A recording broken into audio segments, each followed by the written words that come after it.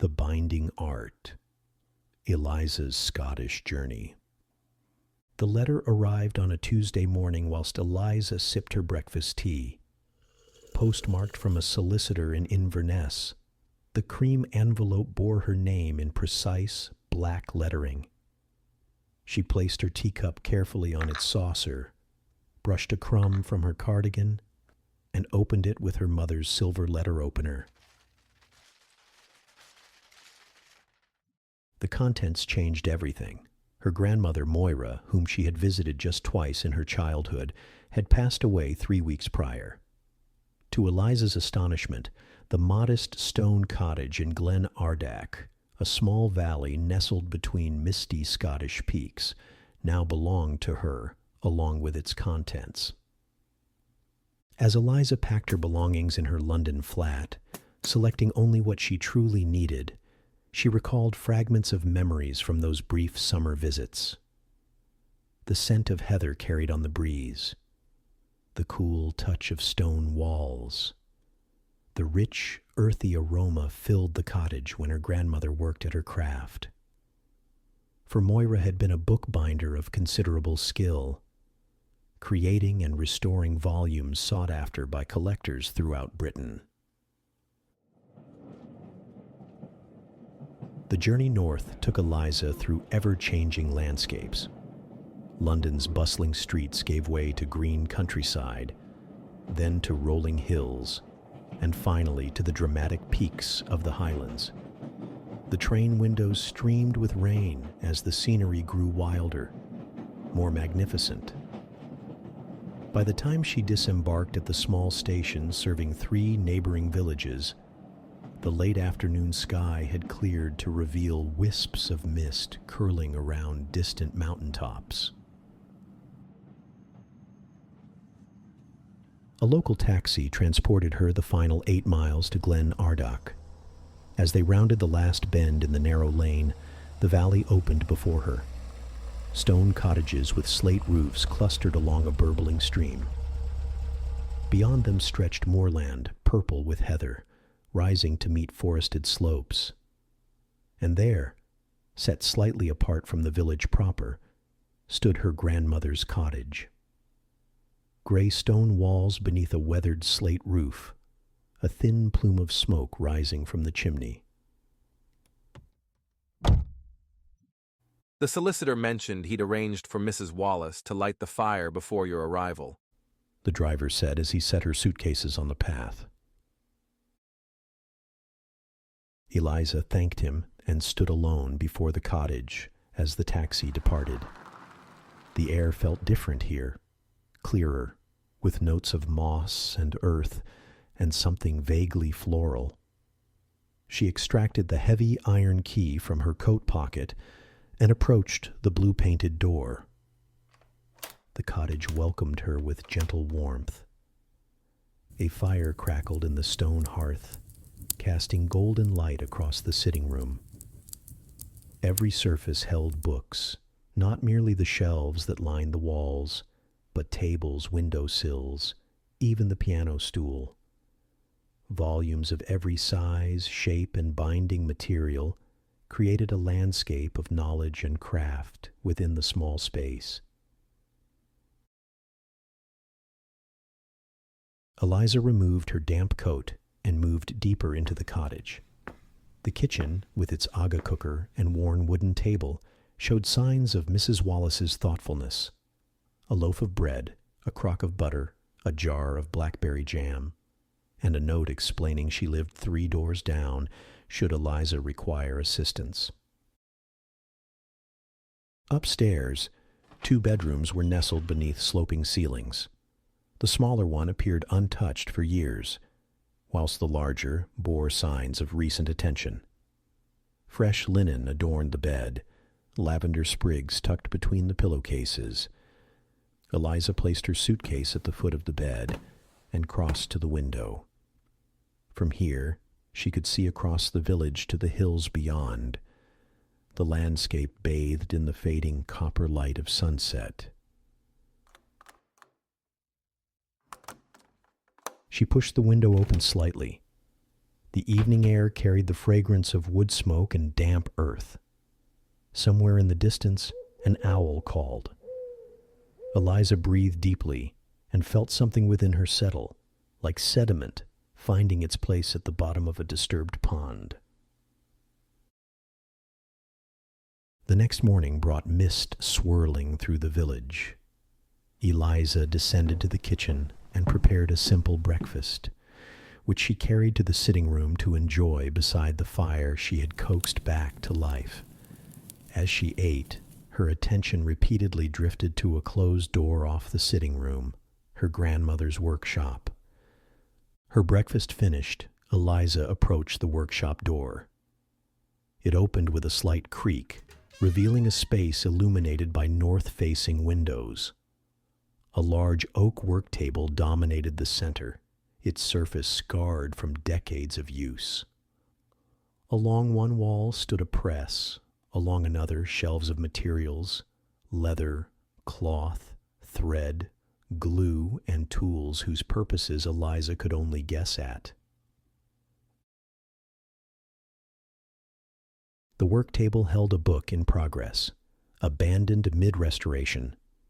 Eliza approached cautiously, as though disturbing a sacred site. The book lay open, its cover detached, pages carefully aligned. Beside it rested a piece of paper in her grandmother's flowing script. Restoration notes for MacDonald Collection.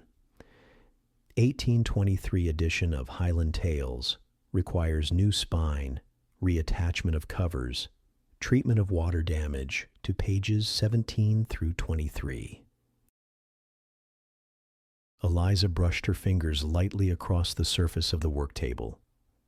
She had studied book arts at university, learning the basics of binding and restoration, but had never pursued it professionally.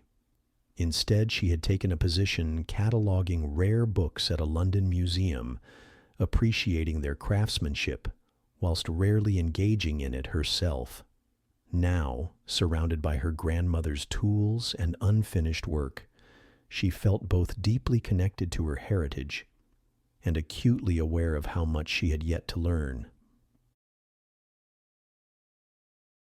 The morning hours slipped past as Eliza explored the workshop.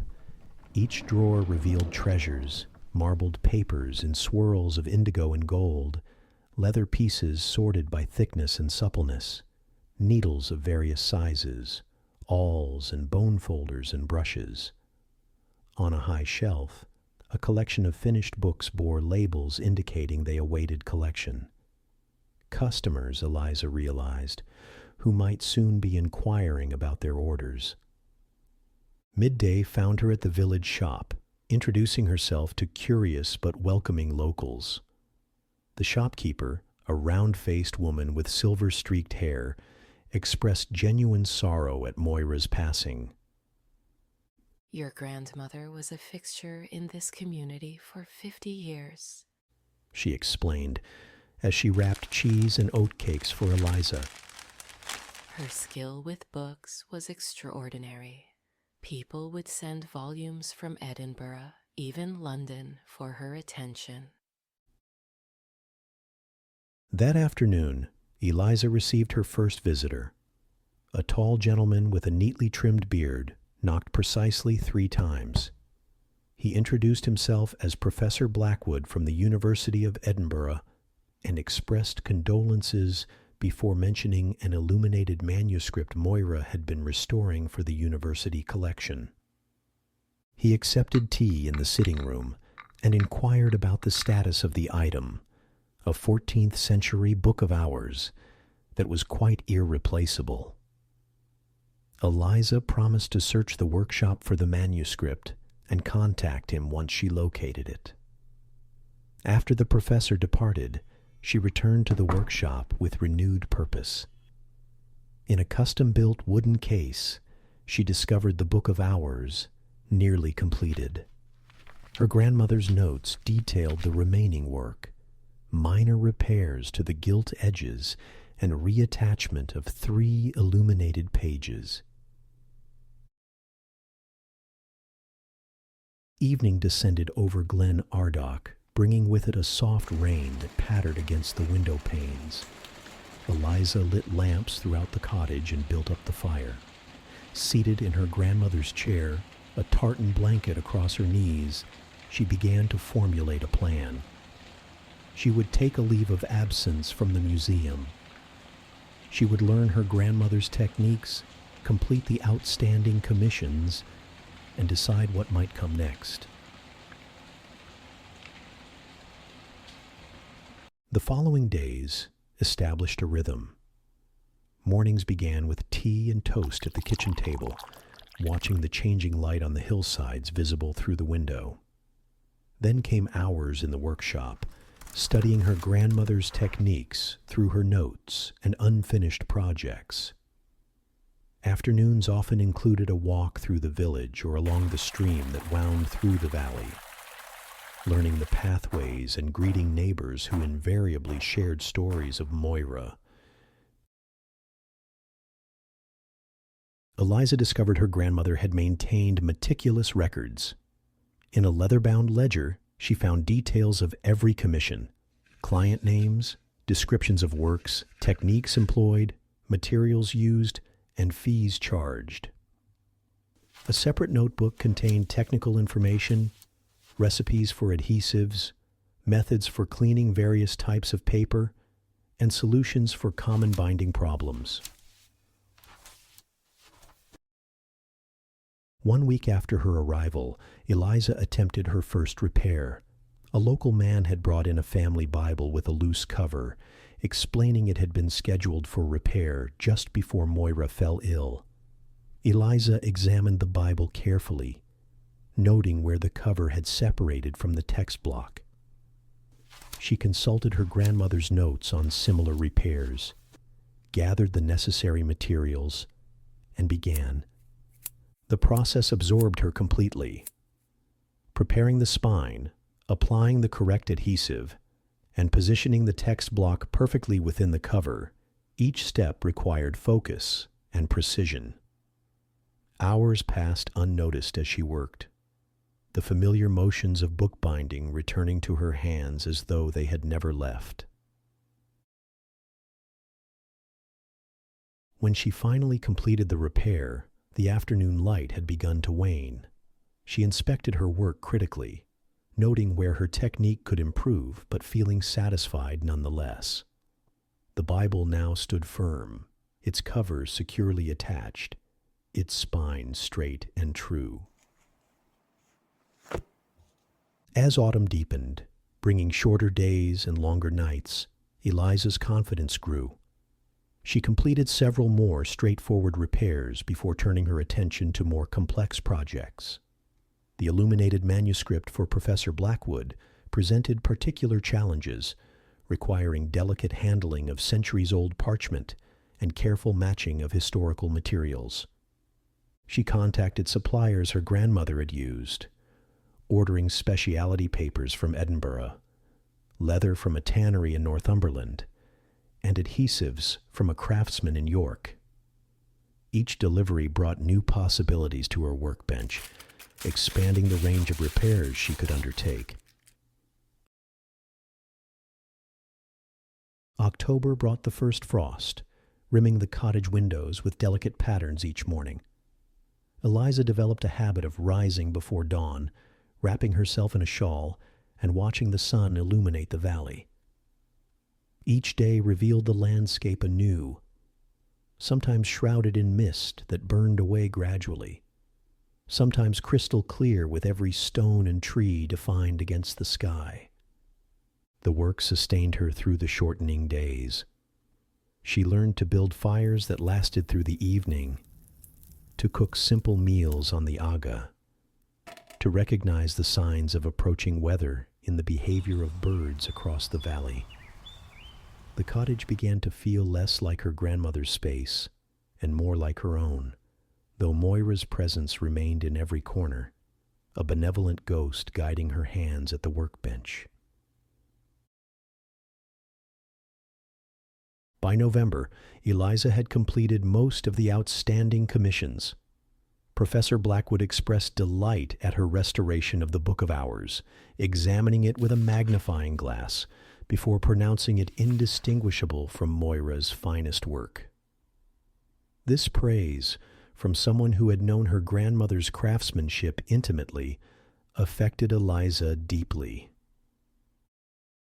With the commissioned work nearly finished, Eliza began experimenting with creating new bindings. In a cabinet in the workshop, she discovered her grandmother's collection of decorative papers, some marbled in swirling patterns of blue and gold, others block-printed with intricate botanical designs, still others hand-painted with landscapes reminiscent of the view from the cottage windows. Using these papers, combined with leather, linen thread, and techniques gleaned from her grandmother's notebooks, Eliza created journals. Small, portable books with sturdy bindings and clean pages waiting to be filled. She bound some with leather spines and marbled paper covers, others entirely in cloth with embroidered details. Each represented hours of careful work, and each emerged as a unique object reflecting both traditional techniques and her growing personal aesthetic. Winter arrived with dramatic suddenness. Eliza woke one morning to find the valley transformed, every surface covered in snow that glittered in the pale sunlight. The familiar landscape had become otherworldly, silent, except for the occasional soft thump of snow falling from branches. The cold brought new challenges. Maintaining warmth in the cottage required constant attention to the fire.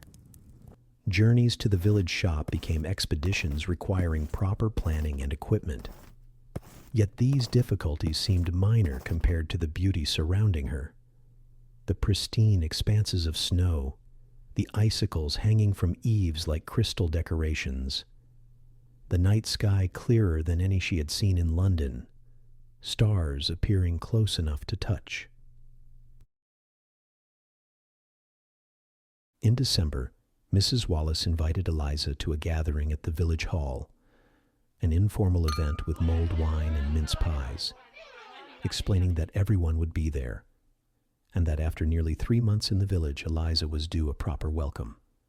The hall glowed with fairy lights and candles.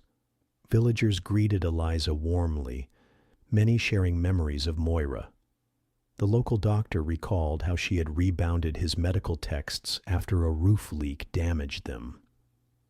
The postmistress described receiving a specially created album for her wedding photographs. Through their stories, Eliza glimpsed a fuller picture of her grandmother, not just as a skilled craftsperson, but as an integral thread in the fabric of this community. Returning to the cottage late that evening, walking carefully along the snowy lane, Eliza felt a profound sense of connection to this place, to her grandmother's legacy, to the craft they shared. The cottage windows glowed amber against the darkness, beckoning her home. January brought storms that howled around the cottage, rattling windows and sending drafts through the oldest parts of the structure. During one particularly fierce gale, Eliza discovered water seeping through a corner of the workshop ceiling. She placed buckets to catch the drips and moved valuable materials to safety. The next morning, with the storm abated, she ventured into the attic with a torch to assess the damage. Among the roof beams, she located the source of the leak, a small section where slates had shifted. As she examined the area, her torch beam caught something unexpected. A wooden chest tucked beneath the eaves. The chest contained books, not commercial bindings, but personal works. Journals filled with her grandmother's handwriting. Sketchbooks containing designs for bindings never created. A photo album documenting Moira's life in Glenardack across decades. And at the bottom, wrapped carefully in acid-free tissue, lay a book unlike any other in the collection. Bound in soft leather, dyed the exact shade of heather in late summer. Its cover embossed with a map of Glenardac.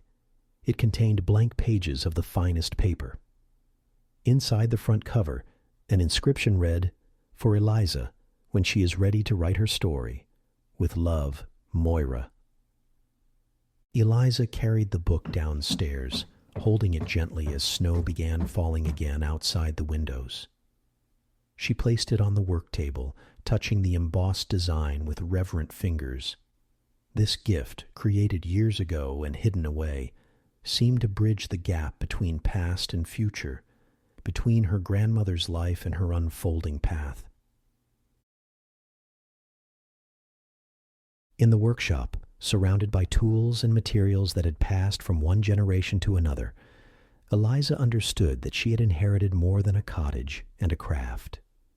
She had received a way of living, hands engaged in meaningful work, mind focused on creation and preservation, spirit nourished by connection to place and community. February brought the first hints of spring, snowdrops pushing through melting snow, slightly longer daylight hours, and birds returning to the valley. Eliza established a new routine. Mornings were devoted to commissioned work, which now came from locals and distant clients alike. Afternoons spent creating original bindings, experimenting with techniques described in her grandmother's notebooks, but never attempted. She completed a restoration of a 16th century herbal for the National Library of Scotland, receiving commendation for her sensitive treatment of the delicate illustrations. She created custom journals for a writer in London, who had discovered her through her grandmother's reputation.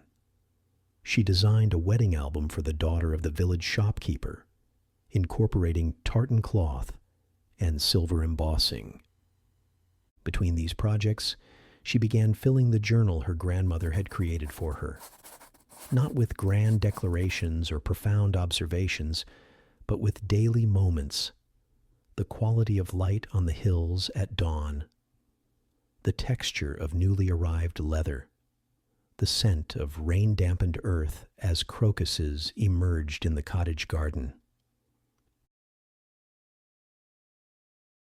As March arrived, bringing dramatic skies where sunshine and showers alternated hourly, Eliza received a letter from the museum in London. They inquired about her plans, noting her leave of absence would soon expire. Would she be returning to her position, or should they begin seeking a permanent replacement? Eliza took the letter on a walk through the valley. The stream, swollen with snowmelt, rushed beside the path. New grass brightened the lower slopes. In sheltered spots, the first wildflowers appeared, tiny stars of white and yellow against brown earth. At the highest point of her walk, where the path crested a small rise, Eliza paused. The valley spread below her, the village nestled at its heart. Smoke rose from cottage chimneys in straight gray lines. Beyond the last buildings, the land opened to moorland, then rose toward distant peaks, still capped with snow. The answer came to her with clarity. London, with its museums and galleries, its bustling streets and cultural riches, had shaped her education and early career. But here in Glenardac, she had found her inheritance, not just in physical form, but in the legacy of craft, the connection to community, the rhythm of days measured by light and weather, rather than underground trains and appointment calendars. The following day, she wrote 2 letters. The first, to the museum, expressed gratitude for their patience, but confirmed she would not be returning. The second, to her former flatmate, requested that her remaining belongings be packed and sent to Glenardac. Spring advanced through the valley. Eliza planted herbs in the cottage garden: rosemary, thyme, lavender, their scents rising around her as she worked the soil. She arranged her grandmother's workshop to better suit her methods, though she kept certain elements unchanged: the north-facing arrangement of the work table, the careful organization of tools, and the chair positioned to catch the best light. One clear April morning, as sunlight streamed through the workshop windows, Eliza began her most ambitious project yet.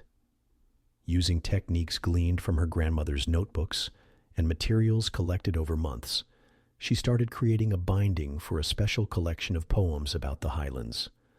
The design would incorporate leather dyed to match the changing colors of the moorland, end papers marbled with patterns suggesting flowing water, and subtle embossing depicting local flora.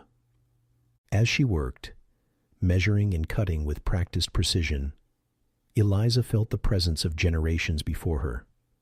Not just her grandmother, but all those who had preserved knowledge and beauty through the craft of bookbinding. Each stitch connected her to this lineage, each completed volume extending the chain into the future.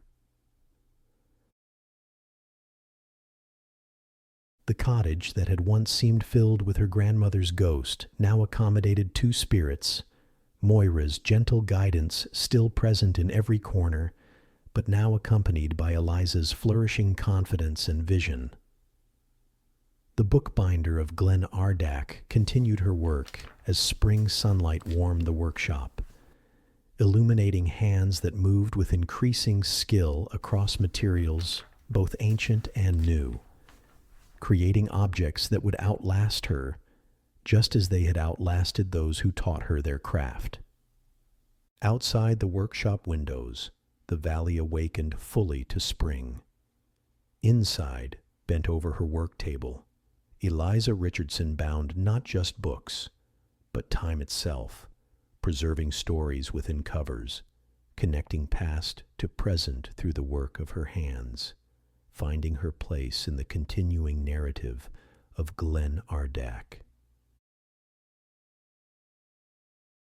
As May unfurled across Glen Ardak, the valley transformed yet again.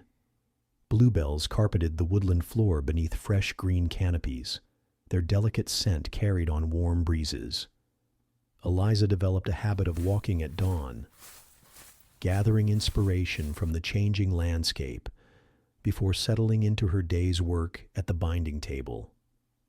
One such morning, while following a path that wound above the village, Eliza discovered an ancient rowan tree twisted by centuries of highland winds.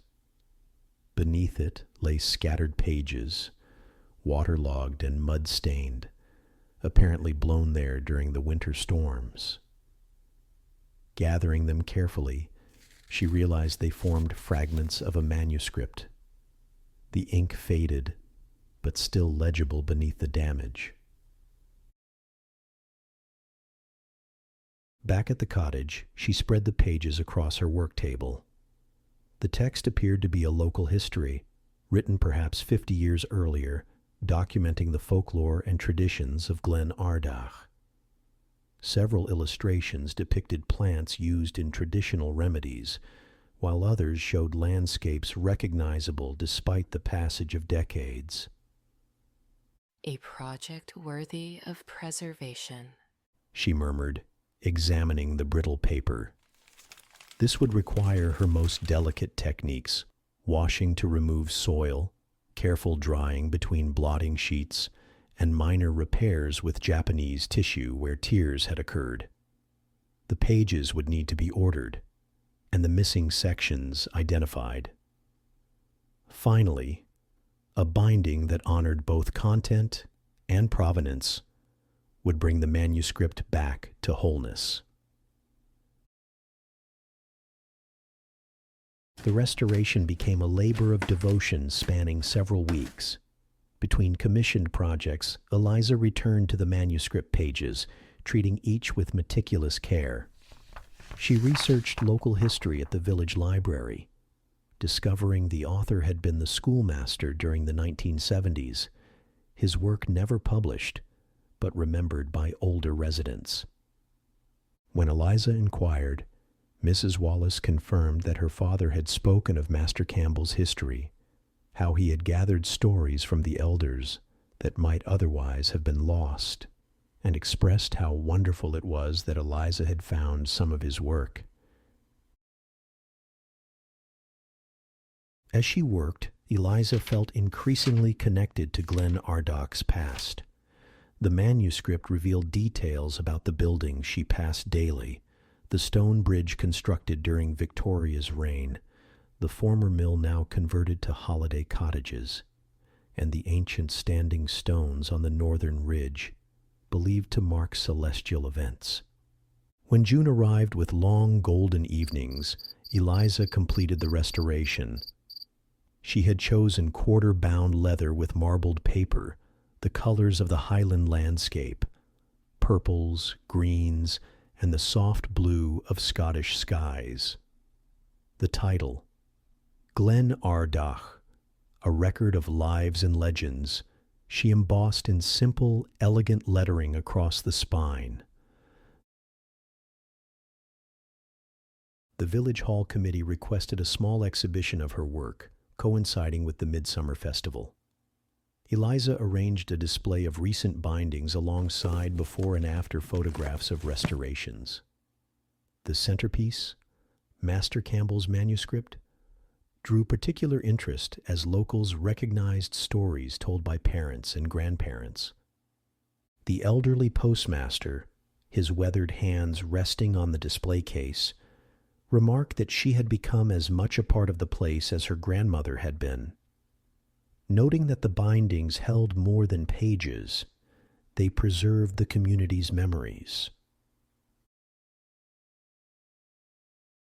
That night, returning to the cottage beneath a sky still luminous at 10 o'clock, Eliza felt a profound sense of rightness. The path that had seemed so uncertain in autumn now stretched clearly before her. In preserving books, she preserved connections between past and present, between craft and art, between individual lives and the ongoing story of a community. Inside, moonlight streamed through windows left uncurtained to capture the extended northern twilight.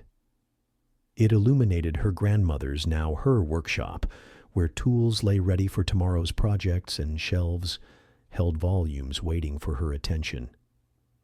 In this moment of perfect stillness, Eliza knew with certainty that the inheritance she had received went far beyond property. She had found her place in a continuing tradition, adding her chapter to a story begun long before her arrival.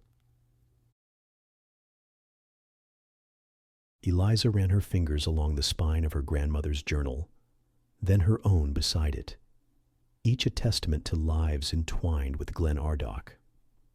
Outside, stars emerged in the darkening sky as she prepared for sleep, content in the knowledge that tomorrow would bring new pages, new bindings, new stories to preserve through the ancient art that had, at last, bound her heart to this highland valley.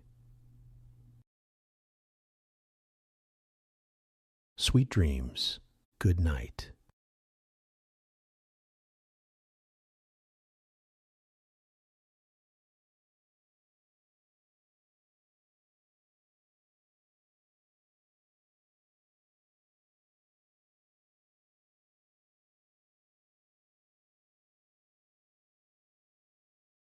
The Lanterns of Karakoy, Episode 1. The ferry was quiet, a gentle hum of the engine the only sound breaking the evening's calm. The sky was a faded blue-gray with tinges of soft gold lingering near the horizon, but the sun, an orange smudge of light, hung just above the sea, scattering its fading warmth across the water. The city, so familiar from the shore, looked different now, its outlines blurred by the mist that began to creep in from the sea. The traveler, seated on the deck, leaned against the cold, smooth railing, feeling the faint touch of metal against their skin, the faint taste of salt on the breeze. The scent of the sea was thick in the air, almost sweet, and it mingled with the scent of spices carried by the wind, cumin, saffron, cinnamon, and the delicate perfume of jasmine from somewhere far off. There was something exotic in the mixture, rich with the memories of markets long past. The traveler breathed in deeply, the fresh salt tinged with the faintest edge of diesel from the ferry's engine, now less noticeable but still present. The engine's pulse, steady and rhythmic, almost seemed to fade as they focused on the sounds around them, seagulls calling overhead, their wings cutting through the air with a gentle swoosh. The occasional splash of water against the side of the ferry felt like a soft tap, a reminder of the boundary between the stillness of the land and the fluidity of the sea. The ferry swayed gently as it cut through the Bosphorus Strait, the rhythmic motion lulling them into a quiet, sleepy reverie.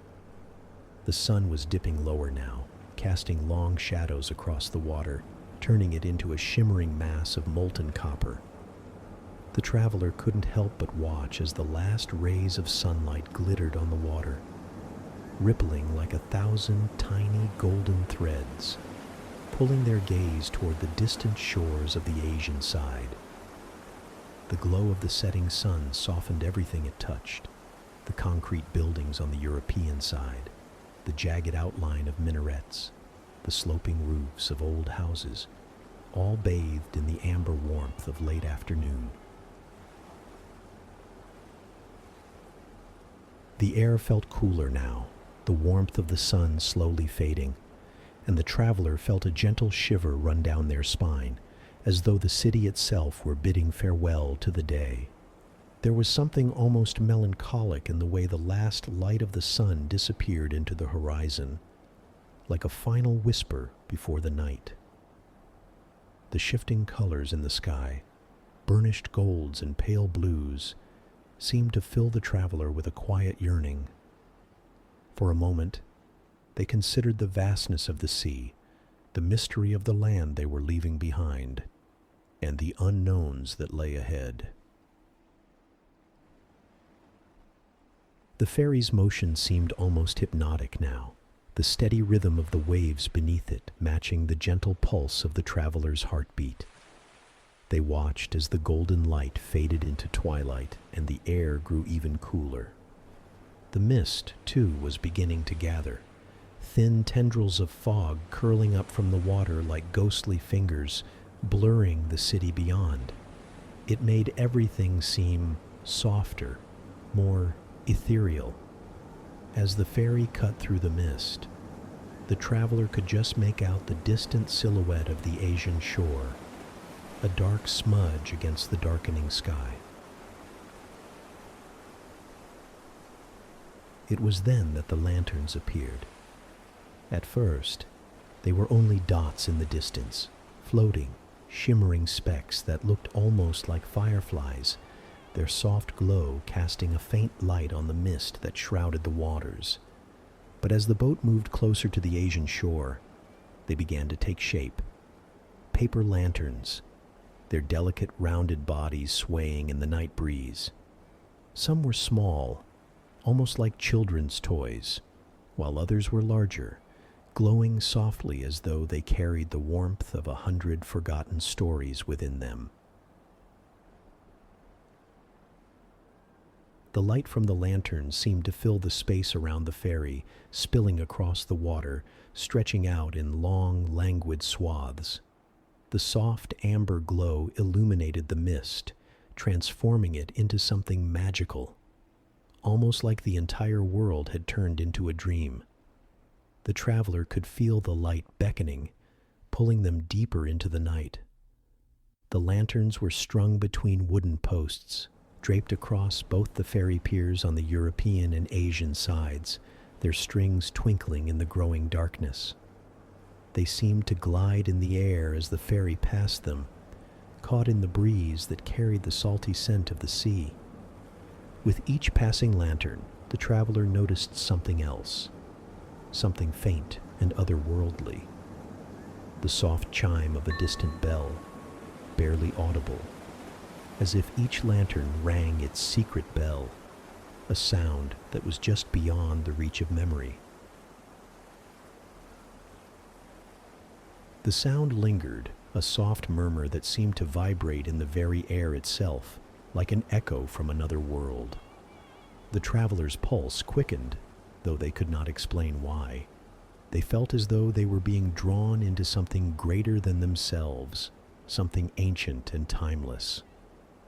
It was a subtle shift, an unease that stirred beneath the peace, like the promise of an adventure just beginning to unfold.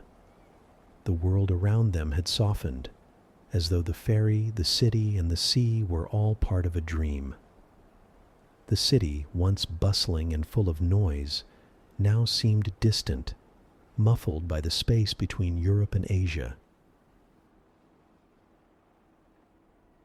Here on the water, with the ferry's wake cutting through the quiet sea, everything seemed to slow. The traveler's heartbeat synced with the rhythm of the waves, steady and soft. The air grew cooler as they moved further from the European side, and the scent of the sea deepened, richer now, more familiar. The sea seemed endless, stretching out in all directions, and the sky above was darkening faster than they had realized. The twilight hung heavy in the air, thick with possibility.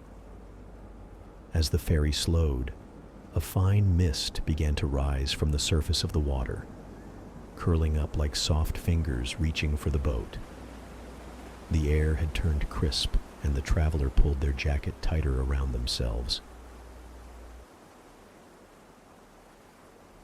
The lanterns, now closer, seemed to shimmer with new intensity, their soft glow casting a warm light on the mist that surrounded the ferry.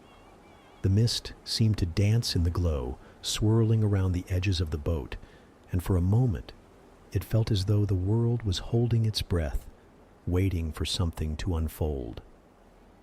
The ferry's bell rang once, its sound hollow and deep, reverberating through the mist, the water, and the air itself. A soft shiver ran down the traveler's spine, the bell's tone wrapping itself around their senses. The light from the lanterns below flickered, casting momentary shadows across the water, stretching the quiet landscape in strange directions.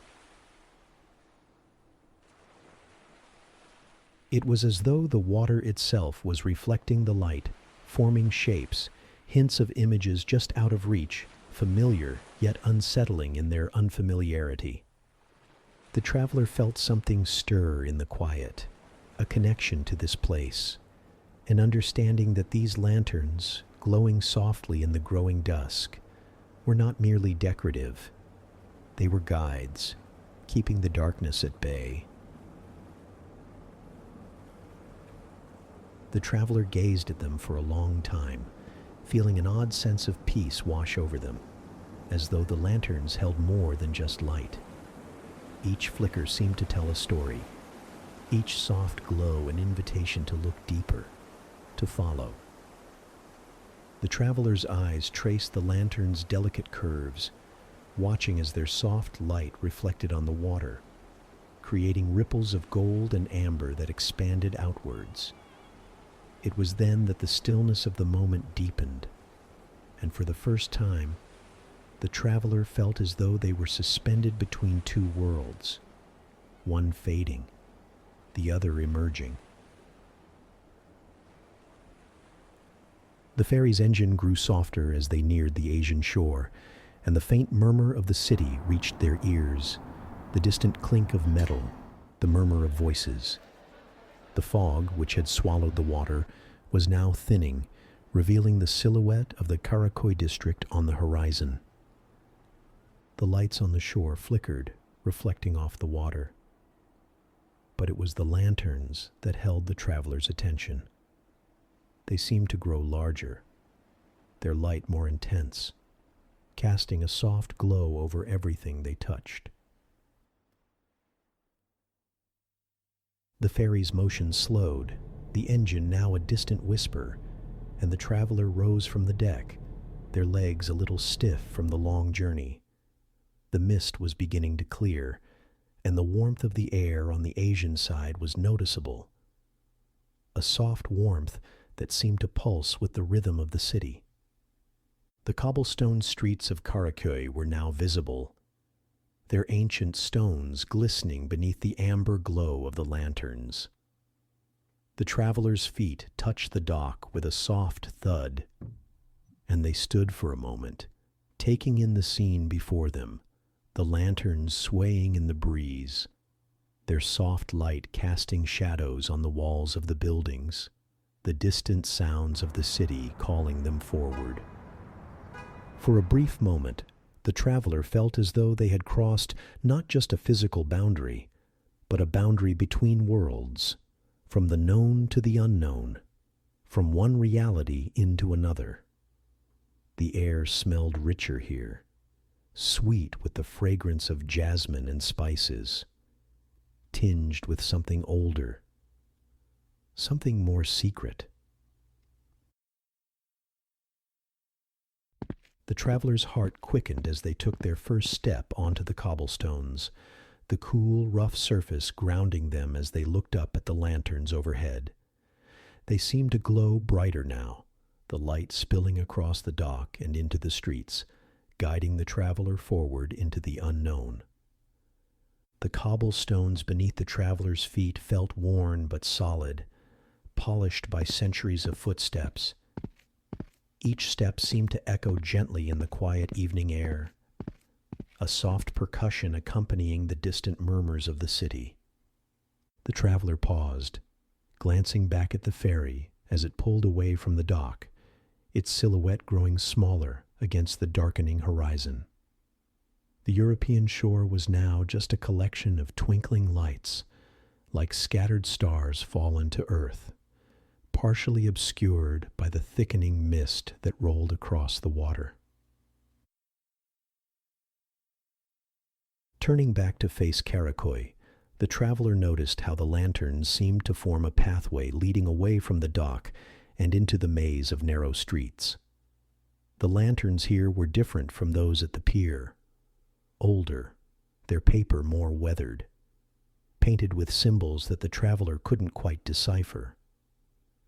The light they cast was warmer, more golden, seeming to pulse with each gentle sway in the evening breeze. The traveler followed this illuminated path, drawn forward by curiosity and something they couldn't name, a feeling like recognition, though they had never been here before. The sounds of the city grew clearer as they ventured deeper into the winding streets, the gentle clatter of dishes from a nearby cafe, the soft murmur of conversation in a language they only half understood, the occasional burst of laughter that seemed to hang in the air like music. The buildings on either side of the narrow street rose up, their facades a patchwork of old and new ancient stone foundations supporting newer structures, modern windows set into crumbling walls. Time seemed to layer upon itself here, centuries compressed into a single moment. Balconies jutted out overhead, some adorned with potted plants whose leaves rustled in the breeze, others draped with drying laundry that fluttered like flags in the gentle wind. The scent of the sea gradually mingled with other aromas, the rich, inviting smell of roasting coffee beans, the spicy warmth of grilled meats, and the sweet perfume of cardamom and rosewater. The traveler's stomach gave a gentle rumble, a reminder that they hadn't eaten since boarding the ferry. The thought of food pulled them forward, through a small square where several paths converged. In the center of the square stood an ancient fountain, its stone basin worn smooth by time and water. Though no water flowed from it now, lanterns had been placed around its circumference, their light reflecting off the polished stone. The traveler paused, noticing how the shadows seemed to move across the fountain's surface, creating patterns that almost resembled words or symbols, though they shifted too quickly to be read. A soft sound caught the traveler's attention, the gentle plucking of a stringed instrument, perhaps a saz or oud, coming from somewhere nearby. The melody was haunting, a minor key progression that seemed both melancholy and hopeful, echoing off the stone walls of the buildings surrounding the square. The traveler turned, trying to locate the source of the music, and noticed a small cafe tucked into a corner of the square, its entrance framed by climbing jasmine, whose white flowers glowed faintly in the lantern light. The cafe's windows were steamed from within, suggesting warmth and comfort. Through the glass, the traveler could make out the silhouettes of people gathered around tables, some engaged in animated conversation, others sitting in companionable silence. The door was open, spilling a rectangle of golden light onto the cobblestones. Without consciously deciding to do so, the traveler found themselves moving toward this light, drawn by the promise of warmth, food, and perhaps company. The cafe was called Fener, according to the weathered wooden sign hanging above the door, the Turkish word for lantern, the traveler recalled from their guidebook. It seemed fitting, given the glowing paper lanterns that hung both outside and within. As they stepped through the doorway, the traveler was enveloped in warmth, and the rich aroma of Turkish coffee, strong and slightly bitter, mingled with the sweet scent of baked goods. The interior was small but cozy, with perhaps a dozen tables arranged around a central hearth where a small fire crackled softly. The walls were lined with bookshelves, crowded with volumes of various sizes and apparent ages. Some looked ancient, their leather bindings cracked and worn, while others seemed newer, their spines still bright with color. The ceiling was low, crossed with dark wooden beams from which more lanterns hung, casting a warm, flickering light over everything. The traveler hesitated just inside the doorway, suddenly aware of being a stranger in this intimate space. The conversation didn't stop, but there was a subtle shift in the atmosphere, a moment of collective awareness as the patrons noticed the newcomer. Then, as quickly as it had come, the moment passed, and the level of conversation returned to its previous volume. An elderly man approached, his face creased with lines that deepened when he smiled. His eyes, dark and keen, seemed to assess the traveler with a single glance. "Good evening," the man said. The traveler sensed a welcome in his gaze, along with curiosity, perhaps, or recognition. He gestured to a small table near one of the windows, offering a view of the square outside, where the lanterns continued to sway in the evening breeze, their light reflecting off the cobblestones, still damp from an earlier rain. The wood of the chair was smooth beneath the traveler's fingers, worn by years of use. The elderly man, who seemed to be the owner of the cafe, returned moments later with a small glass of amber tea, steam rising from its surface and carrying the fragrant aroma of black tea. The menu lay on the table, its pages worn at the edges from frequent handling. The traveler pointed to an item at random, and the old man nodded in approval before moving away to prepare the order. The traveler sipped the tea, its warmth spreading through them. The cafe felt increasingly comfortable, as though they had been there many times before. The conversations around them, though in a language they didn't understand, had a soothing quality, rising and falling like waves against the shore. In a corner of the cafe, a young woman played a long-necked saz, her fingers moving deftly over the strings. Her eyes were closed as she played, her expression one of deep concentration. A lantern hung directly above her, its light seemingly focused on her hands, highlighting the movement of her fingers across the strings. The melody was haunting, a minor key progression that seemed to resonate with something deep within the traveler's heart.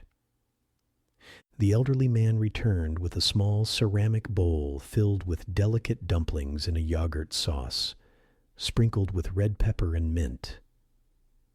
The aroma was enticing, and the traveler realized how hungry they were. The first bite was exquisite, the dumplings tender, the filling savory, and the sauce tangy and warm. As they ate, the traveler became aware of a subtle shift in the cafe's atmosphere. The conversations had quieted, and there was a sense of anticipation in the air. Even the fire in the hearth seemed to burn more steadily, its crackling reduced to a gentle murmur. The traveler glanced around, trying to discern what had changed. The elderly man was standing near the door, his posture stiff, his expression solemn. A newcomer had entered, a tall figure wrapped in a dark cloak, their features obscured by the shadow of a hood. There was something unusual about the way they stood, perfectly still amidst the movement of the cafe, like a rock in a flowing stream. The traveler felt a chill that had nothing to do with the temperature of the room. The wordless exchange between the elderly man and the stranger continued for a moment longer, then ended with a nod from both parties. The cafe owner turned and began making his way toward the traveler's table, his expression more serious than before. The stranger remained by the door, their face still hidden, but the traveler had the distinct impression that they were being watched. The elderly man's expression conveyed a complex mixture of emotions, concern, curiosity, and something that might have been reverence.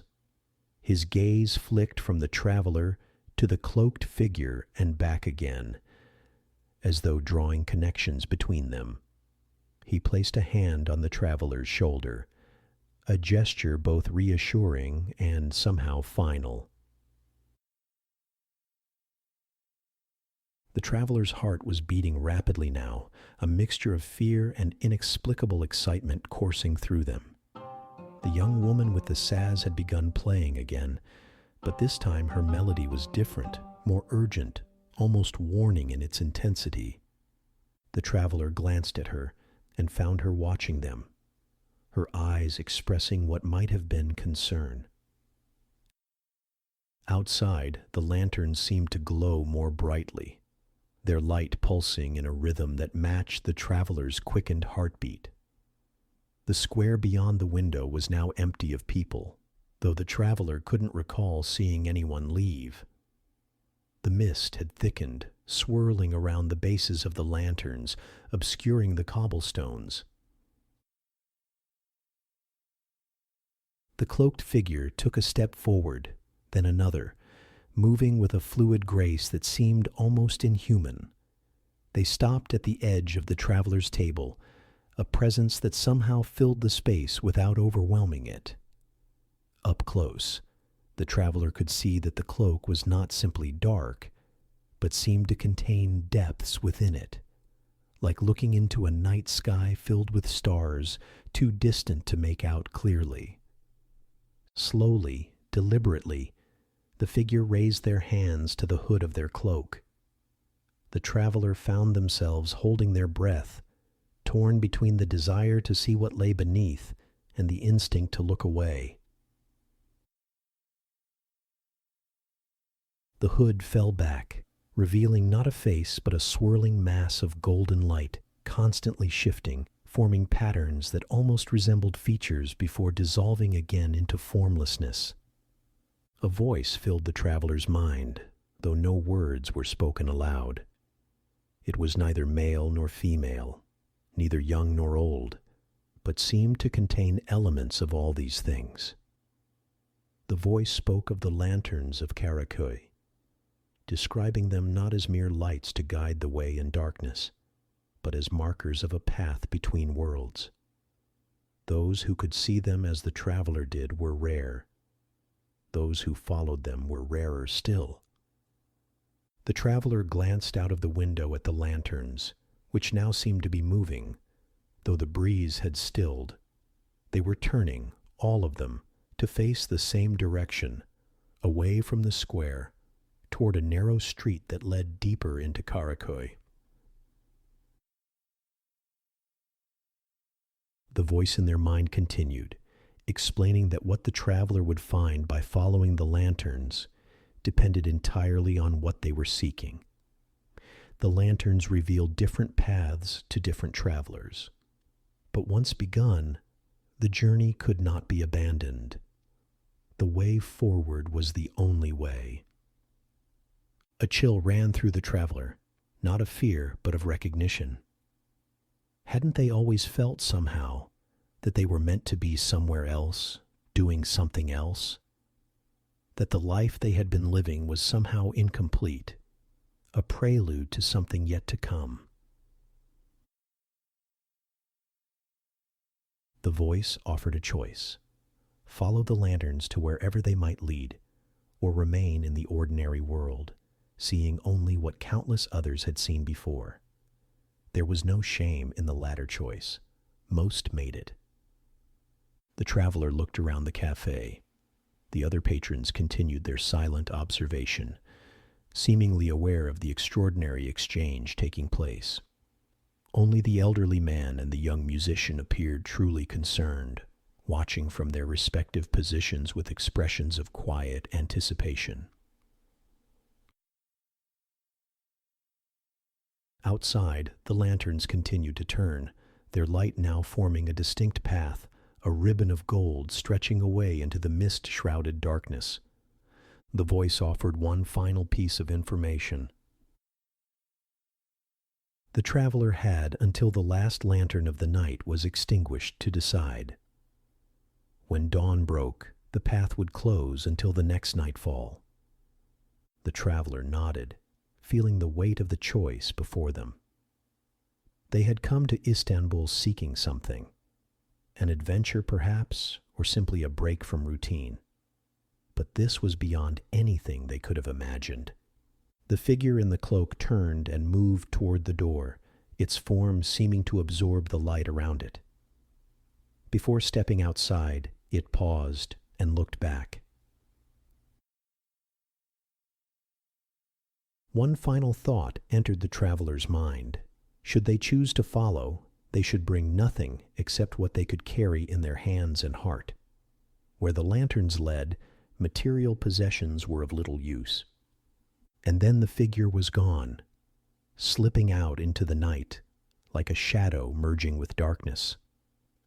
The door of the cafe closed with a soft click that seemed to echo in the sudden quiet. The traveler sat motionless, their tea growing cold, their food forgotten. Outside, the lanterns waited, their golden light a silent invitation. Through the window, beyond the illuminated path, the traveler could just make out a glimpse of something that shouldn't have been there, not the continuation of Karakoy's familiar streets, but what appeared to be a vast garden, its foliage shimmering with a light of its own, vibrant and otherworldly even through the thickening mist. As they watched, a single figure appeared at the far end of the lantern-lit path, too distant to make out clearly, yet somehow familiar. The figure raised a hand, beckoning, then turned and disappeared into the impossible garden. The traveler stood abruptly, their chairs scraping loudly against the floor. Every head in the cafe turned toward them, and all conversation ceased. The only sound was the soft crackle of the fire and the steady tick of a clock somewhere out of sight. The elderly man appeared at their side, his expression both sad and knowing. His eyes asked the question his lips did not form. Had the traveler seen it? The garden beyond the mist? The traveler nodded, unable to form words. The old man's face conveyed everything that needed to be said. The lanterns were calling. The choice was made. The traveler glanced once more through the window. The lanterns pulsed brighter now, no longer just glowing, but burning with a strange urgency, as if willing them forward. The mist outside had thickened, curling like smoke through the streets, yet the garden beyond remained impossibly clear. It shimmered with an otherworldly stillness, a place that couldn't exist in the heart of Istanbul. Yet it did. And somewhere within its shadowed paths, someone was waiting. The figure who had spoken without words, who had known their name without ever having heard it. The traveler's heart pounded. They didn't know why, only that they had been summoned. They reached for their coat with steady hand. The lanterns flared once, like a breath drawn in. Then they stepped into the night. Stay tuned for the second episode of The Lanterns of Karakoy. Sweet dreams. Good night.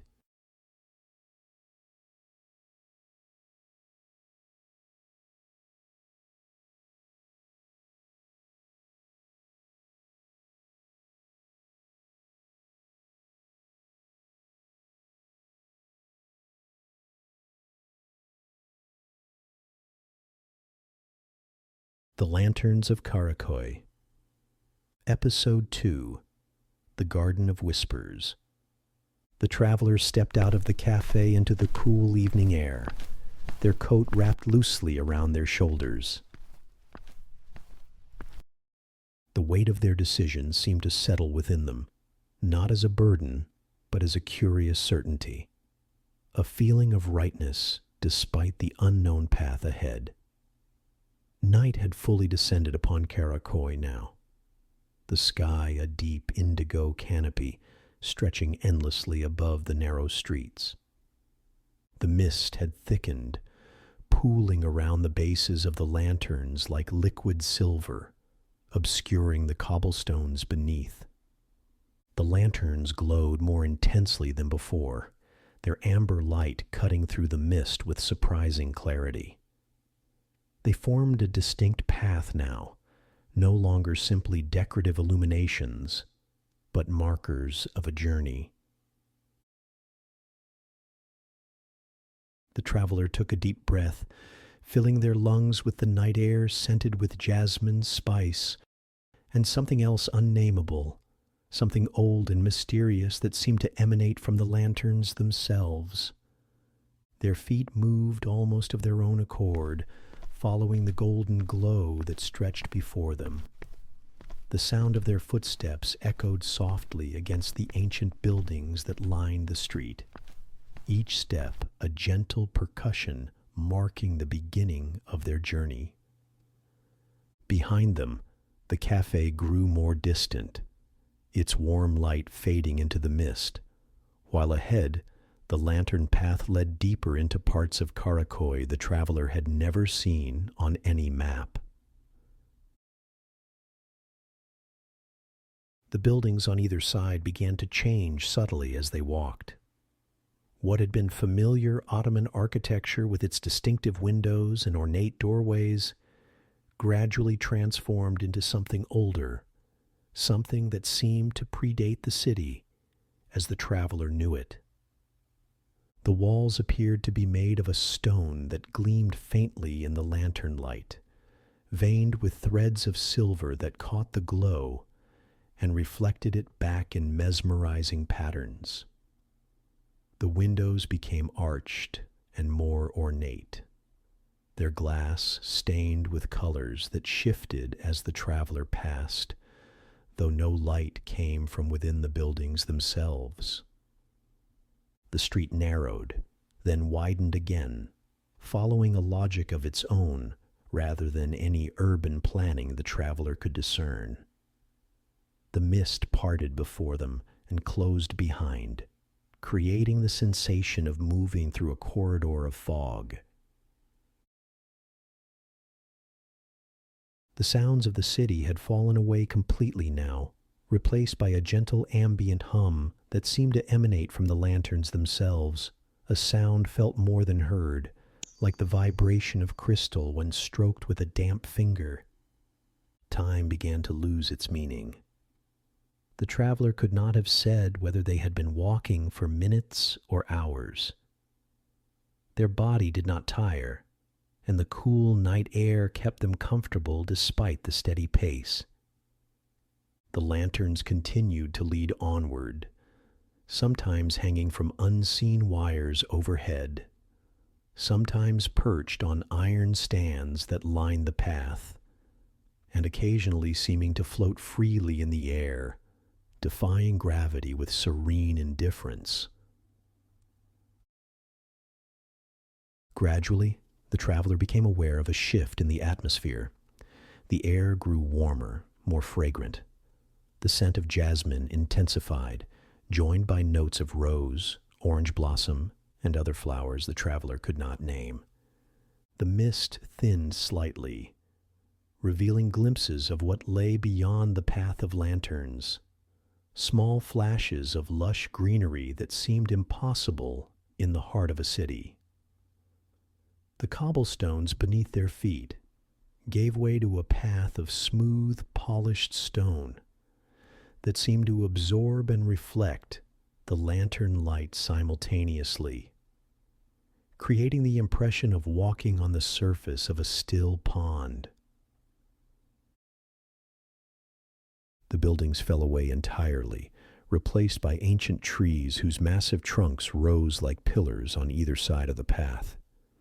Their branches arched overhead, forming a natural cathedral whose ceiling was the night sky itself, pin-pricked with stars that seemed closer and brighter than the traveler had ever seen them. The trees were unlike any the traveler recognized, their bark silver gray and smooth, their leaves a deep emerald that appeared almost luminous in the lantern light.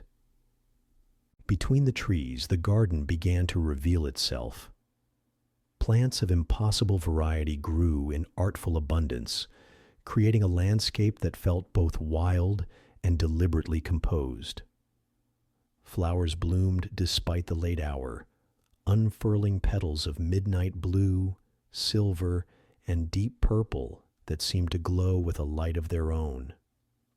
Vines with heart-shaped leaves climbed the tree trunks, occasionally releasing tiny luminescent seeds that floated through the air like miniature lanterns before settling gently on the ground.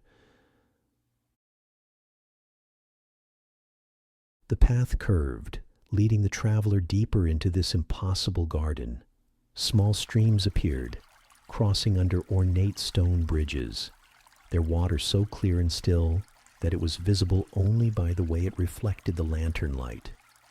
The sound of flowing water joined the ambient hum of the lanterns, creating a gentle harmony that seemed to resonate within the traveler rather than around them. The traveler paused on one of these bridges, placing their hands on the smooth stone railing. Looking down, they saw not only their reflection, but, just for a moment, other faces too, fleeting and insubstantial, as though others had stood in this same spot throughout time and left echoes of themselves in the water. The faces were not frightening but peaceful, their expressions serene, their eyes filled with the same wonder the traveler felt.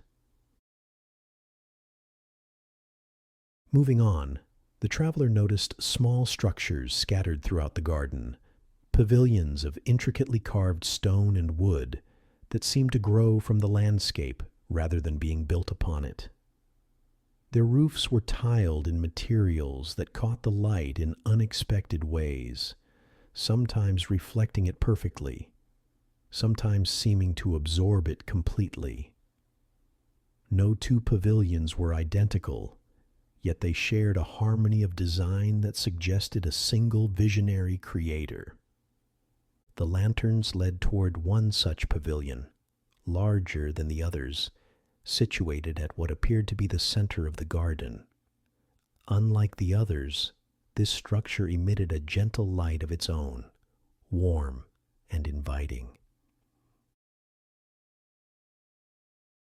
The traveler approached slowly, taking in its elegant proportions. The pavilion was octagonal, supported by slender columns of a pale stone that seemed to shift between white and the faintest blue. Its roof curved upward to a central peak, topped with what appeared to be a crystal sphere that captured and refracted the lantern light. The interior of the pavilion was visible now, a single room furnished simply with cushions of rich fabric arranged around a low table of polished wood. The floor was inlaid with a mosaic depicting the night sky, the stars represented by tiny pieces of what looked like actual silver.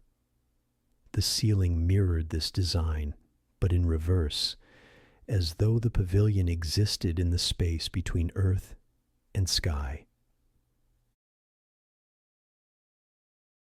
As the traveler stepped into the pavilion, the lanterns that had guided them suddenly flared brighter for a moment, then dimmed to a softer glow. The effect was that of a gentle sigh, as though the lanterns themselves were relieved that the traveler had reached this destination safely. The traveler felt an inexplicable sense of accomplishment, though they had done nothing more than follow the path laid before them. The cushions looked inviting after the long walk, and the traveler sank down onto them, surprised by their perfect comfort, neither too soft nor too firm. From this vantage point, they could see out through the open sides of the pavilion to the garden beyond, which seemed to extend endlessly in all directions, a labyrinth of beauty that defied the limits of the city that supposedly contained it. A soft, chiming sound drew the traveler's attention to the table before them. Upon it sat a small silver bell that the traveler was certain had not been there a moment before. Beside it was a glass teapot filled with a liquid that glowed with a faint amber light, similar to the lanterns but somehow more alive, as though it contained their essence.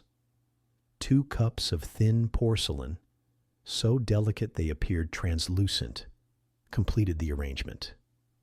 Without thinking, the traveler poured the glowing liquid into one of the cups. It moved with a strange fluidity, neither too quickly nor too slowly, and produced no steam despite appearing hot. The scent that rose from it was complex and soothing, reminiscent of the jasmine and spices from the cafe, but with additional notes that evoked memories the traveler didn't even know they possessed. A childhood garden after rain. The pages of an old book opened for the first time, the particular quality of sunlight through stained glass. The traveler raised the cup to their lips and sipped cautiously. The liquid was indeed warm but not hot, and its taste defied description, changing subtly with each moment it remained on the tongue. It left a pleasant tingling sensation as it was swallowed, and a feeling of clarity spread throughout the traveler's body, as though a veil had been lifted from their senses. The garden around the pavilion seemed to grow more vivid, more present. Colors deepened, scents intensified, and sounds became more distinct. The traveler could now hear the individual notes that made up the ambient hum, realizing it was actually a kind of music, a harmony so perfect and complete that it had originally registered as a single sound. They could distinguish between the different flowing waters of the streams, each with its own voice. Even the rustle of leaves in the gentle night breeze seemed to form words just on the edge of comprehension. Taking another sip of the glowing tea, the traveler noticed movement in the garden. At first, they thought it might be the wind stirring the foliage, but there was an intentionality to it that suggested otherwise. Focusing their gaze, they saw that small points of light were moving between the plants, similar to the lanterns in color, but much smaller and quicker in their movements. They darted among the flowers like fireflies, but with clear purpose rather than random flight. As the traveler watched, these lights began to coalesce into patterns, forming shapes that held for a moment before dissolving and reforming elsewhere. The shapes were complex and beautiful, suggesting symbols or writing in a language the traveler had never seen before, yet somehow understood on an intuitive level. They spoke of growth and connection, of cycles and seasons, of light emerging from darkness and returning to it only to emerge again. The teacup was empty now, though the traveler did not recall drinking the rest of it. They set it gently back on the table, where it made no sound as it touched the wood.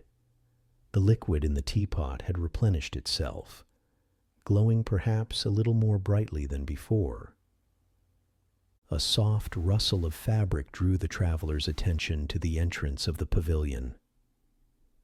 The cloaked figure from the cafe stood there, still wrapped in darkness, but with their hood lowered, revealing the swirling golden light that served as their face. In the context of this magical garden, the figure seemed less unsettling than before, more a natural part of the environment than an intruder in the ordinary world. The figure made no sound, but the traveler felt a presence in their mind, similar to what they had experienced in the cafe, but clearer now, more articulate. It conveyed not words exactly, but concepts, images, and emotions that formed a kind of communication more direct and honest than speech could ever be. The traveler understood that this place, this garden, existed in the space between worlds, neither fully in Istanbul, nor entirely separate from it. It had been here long before the city had a name, and would remain long after the city was gone. The lanterns were conduits, connecting this realm to the ordinary world, allowing those rare few who could perceive them to cross the threshold. The figure conveyed that the traveler had been drawn here for a reason, though that reason remained unspecified. There was a role for them to play, a purpose to fulfill, but it would not be revealed all at once. Instead, it would unfold gradually, like a flower opening its petals to the morning sun. The traveler felt questions forming in their mind, and as they did, impressions flowed back in response. Yes, they could return to the ordinary world whenever they wished, by following the lanterns back the way they had come. No, time did not pass here as it did there. They could spend what felt like hours or days in this garden and return to find that only moments had elapsed in Karakoy. Yes, they could come back again, but only when the lanterns called to them. They could not force the crossing on their own. The figure moved further into the pavilion, its form seeming to flow rather than walk. It gestured to the second teacup, and the traveler understood the invitation. They poured the glowing liquid into the empty cup and watched as it rose into the air, suspended before the figure's luminous face. The tea began to orbit slowly, creating a spiral of light that was gradually absorbed into the swirling patterns that constituted the figure's features. A sense of gratitude emanated from the figure, along with something more complex, a feeling of recognition or remembrance, as though the traveler was both a stranger and somehow deeply familiar. There was sadness there too, ancient and profound, but not overwhelming, balanced by an equally ancient joy and wonder. The figure gestured once more, sweeping its arm to indicate the garden beyond the pavilion. The traveler understood that they were free to explore, to wander the paths, and discover what secrets the garden held. There was no danger here, no threat to fear. The garden was a sanctuary, a place of rest and revelation. Rising from the cushions, the traveler felt oddly refreshed, as though the long walk to reach this place had invigorated rather than tired them. They stepped out of the pavilion and onto a new path, this one formed of crushed stone that glittered with tiny fragments of what might have been crystal or diamond. This path led away from the central pavilion and into a part of the garden that seemed wilder, less structured. The trees grew closer together here, their canopies creating a roof of leaves through which the starlight filtered in dappled patterns. The flowers were different too, their blossoms larger and more elaborate, with petals that moved gently even in the absence of a breeze, as though they were breathing. The traveler noticed that the small points of light they had observed earlier were more numerous here, darting between the flowers with increasing speed. They seemed to be communicating with each other, their patterns growing more complex and interconnected. As the traveler watched, a group of these lights broke away from the main body and approached, hovering at eye level. Up close, the lights resolved into tiny, luminous beings, each about the size of a thumb and roughly humanoid in shape, though their features were fluid and indistinct, constantly shifting like the face of the cloaked figure. They gave the impression of curiosity, circling the traveler slowly, occasionally darting in close to examine a button or the fabric of their coat before retreating again. One of the beings, slightly larger than the others, approached the traveler's outstretched hand and landed gently on their palm. Its weight was imperceptible, but there was a warmth, a subtle vibration that traveled up the traveler's arm and settled somewhere in their chest. The tiny being looked up, its face momentarily resolving into something almost human, with eyes that reflected the traveler's face back at them, but multiplied, as though seen through a kaleidoscope. The being took off again, rejoining its companions, and together they formed a loose formation that moved slowly along the path, glancing back occasionally, as if to ensure the traveler was following. Understanding the invitation, the traveler continued along the crystal path, deeper into this wilder section of the garden. The path began to slope gently downward, and the vegetation on either side grew taller, creating a corridor of green that eventually opened onto a clearing. In the center of this space was a pool of water so still that it mirrored the sky above perfectly, creating the disorienting impression that the traveler was looking both up and down at the same time. The pool was surrounded by smooth stones arranged in concentric circles, reminiscent of ripples frozen in time. The luminous beings darted across the surface of the pool, their reflections creating the illusion of twice their number. They gathered on the far side, where a large flat stone jutted out over the water like a natural platform or stage. Once assembled, they began to move in coordination, forming patterns that were clearly deliberate, almost like a dance or ritual. As the traveler watched, these patterns began to generate a soft, musical sound, as though the movement itself was creating vibrations in the air. The sound grew more complex as the dance continued, evolving from simple tones into melodies and harmonies that seemed to resonate with the pool, causing the slightest of ripples to form on its mirror-like surface. The ripples caught the light from the beings and the stars above, refracting it in unexpected ways. The patterns of light spread outward from the center of the pool, eventually reaching the stone rim, where they began to climb upward, defying gravity. The light formed three-dimensional shapes in the air above the pool, intricate geometries that rotated slowly, revealing different aspects of themselves as they turned. The traveler found themselves moving closer, drawn by the beauty of this impossible display. As they approached the edge of the pool, one of the light patterns detached itself from the main body and floated toward them.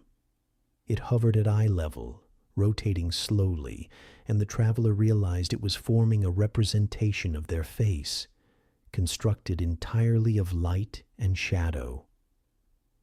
The face was accurate but idealized, showing not just what the traveler was, but what they could be, their best and truest self. It was like looking into a mirror that reflected potential rather than reality, possibility rather than fact. The traveler lifted a hand toward this apparition, and as their fingers made contact with the light, a surge of emotion flowed through them, a complex mixture of joy, longing, determination, and peace.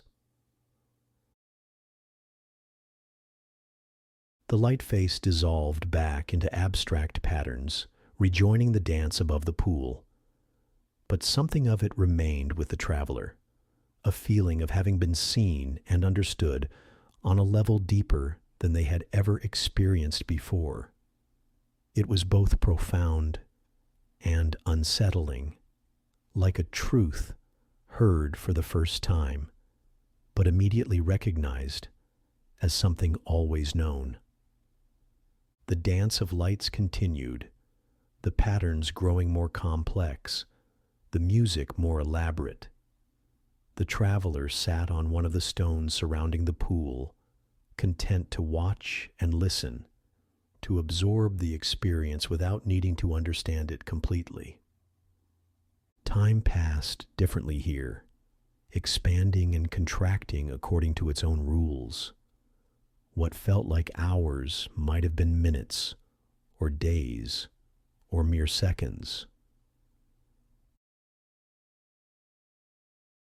Eventually the dance began to slow, the patterns simplifying, the music fading to a gentle hum. The luminous beings separated, their formation breaking apart as they drifted away from the pool in different directions, disappearing among the foliage. Only the larger being remained, hovering above the water for a moment longer before flying to the traveler and circling their head once, leaving a faint trail of golden light in its wake. Then it too departed, vanishing into the garden. The traveler sat in silence for a time, processing what they had witnessed. The pool before them had returned to its perfect stillness, once again reflecting the star-filled sky above. But the feeling of connection, of having been part of something meaningful, lingered. Rising from the stone, the traveler felt drawn to continue exploring. The crystal path extended beyond the clearing, winding between ancient trees whose branches were hung with tiny bell-shaped flowers that chimed softly in the gentle breeze. The sound was soothing, reminding the traveler of the bells they had heard when first seeing the lanterns from the ferry. The path climbed gradually now, leading up a gentle slope. The trees began to thin, allowing broader views of the night sky. The stars above seemed to have shifted, forming new constellations unfamiliar to the traveler. Some appeared to move, tracing slow arcs across the darkness, while others pulsed rhythmically, growing brighter and dimmer in cycles. Cresting the hill, the traveler found themselves looking out over a vast expanse of the garden, far larger than should have been possible within the confines of Karakoy. From this vantage point, they could see that the entire garden was arranged in an enormous pattern, a spiraling mandala of paths, pools, pavilions, and plantings that centered on the octagonal structure where they had first sat. The pattern was reminiscent of the swirling mass of light that constituted the cloaked figure's face, suggesting a connection between the two. Perhaps the garden was a reflection of the figure, or the figure was an embodiment of the garden. The distinction seemed less important than the harmony between them. In the far distance, at what appeared to be the edge of the garden, the traveler could just make out the glittering line of lanterns that marked the boundary between this realm and the ordinary world. Beyond them, partially obscured by mist, the familiar silhouette of Istanbul was visible, its minarets and domes reduced to tiny shadows against the night sky. The juxtaposition of the magical and the mundane was striking, a reminder that the two worlds existed side by side, separated by nothing more than perception and belief. The traveler found this thought comforting, suggesting as it did that wonder and mystery were never far away, even in the most familiar of places. A subtle movement in the periphery of their vision drew the traveler's attention. Turning, they saw the cloaked figure standing nearby, silhouetted against the star-filled sky. It made no sound, but the traveler felt its presence in their mind once more, conveying a sense of time passing, of cycles completing. The visit to the garden was nearing its end, at least for now. The traveler nodded in understanding, feeling a mixture of reluctance to leave and anticipation of return. The figure extended a hand, indicating a new path that led down the far side of the hill, a route the traveler had not seen before. This, they understood, would lead them back to the boundary, to the lanterns that would guide them home. As they began to descend the path, the traveler looked back once more at the magnificent vista of the garden. In the moment of turning, they caught a glimpse of something they had not noticed before: other figures moving among the distant trees and pavilions, other visitors exploring their paths through the garden. The traveler realized they were not the only one called by the lanterns, not the only one to cross the threshold between worlds. This knowledge brought both comfort and curiosity. Who were these others? What had drawn them here? Would their paths ever cross? The questions remained unanswered as the traveler continued down the hill, the vista behind them gradually obscured by the trees that closed around the path. The way back felt both shorter and more direct than the winding route that had led the traveler to the central pavilion. The trees parted to reveal small clearings filled with flowers that glowed softly in the darkness. Streams crossed the path, their waters singing gentle melodies as they flowed over carefully arranged stones. Occasionally, the traveler caught glimpses of the luminous beings darting among the foliage, watching curiously but keeping their distance. The path gradually straightened, and the vegetation began to change, becoming more recognizable, more like the plants one might find in an ordinary Turkish garden. The wild, magical quality of the landscape faded by degrees, replaced by a more cultivated beauty. The traveler realized they were approaching the boundary. Soon, the first of the lanterns appeared, hanging from a wrought iron stand beside the path.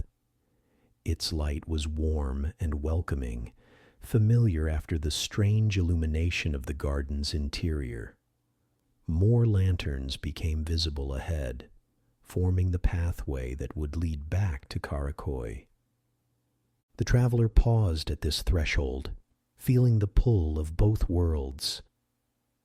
Behind them lay mystery and wonder, a place outside of ordinary time and space. Ahead lay the comfort of the familiar, the grounding reality of the city, with its sounds and smells and solid certainties. Both had their appeal, their kind of magic. A soft chime sounded, and the traveler turned to find the cloaked figure standing beside them once more. Its luminous face swirled with patterns that conveyed reassurance and promise. This was not a final farewell, merely a temporary parting. The lanterns would call again when the time was right, when the garden had something new to reveal, or when the traveler most needed what it offered. With a nod of understanding, the traveler turned back toward the lantern path. The first step felt significant, a choice rather than a necessity. The second step came easier, and the third easier still. Soon, the traveler was walking steadily along the illuminated way, the soft glow of the lanterns lighting their path back to the ordinary world. The mist began to thicken once more, swirling around the bases of the lanterns, obscuring what lay between them. The traveler focused on the lights ahead, trusting them to lead the way. The sounds of the garden faded gradually, replaced by the distant murmur of the city, growing clearer with each step. The path curved, and suddenly the traveler was back on a cobblestone street, the buildings of Karakoy rising on either side. The architecture was once again familiar, Ottoman and contemporary structures standing side by side. The smell of the sea returned, mingled with the urban sense of cooking and car exhaust and humanity. The lanterns continued to guide the traveler through the streets, which were oddly empty despite the hour not being particularly late. Perhaps time had passed differently than the traveler realized, or perhaps the lanterns were leading them along paths less traveled.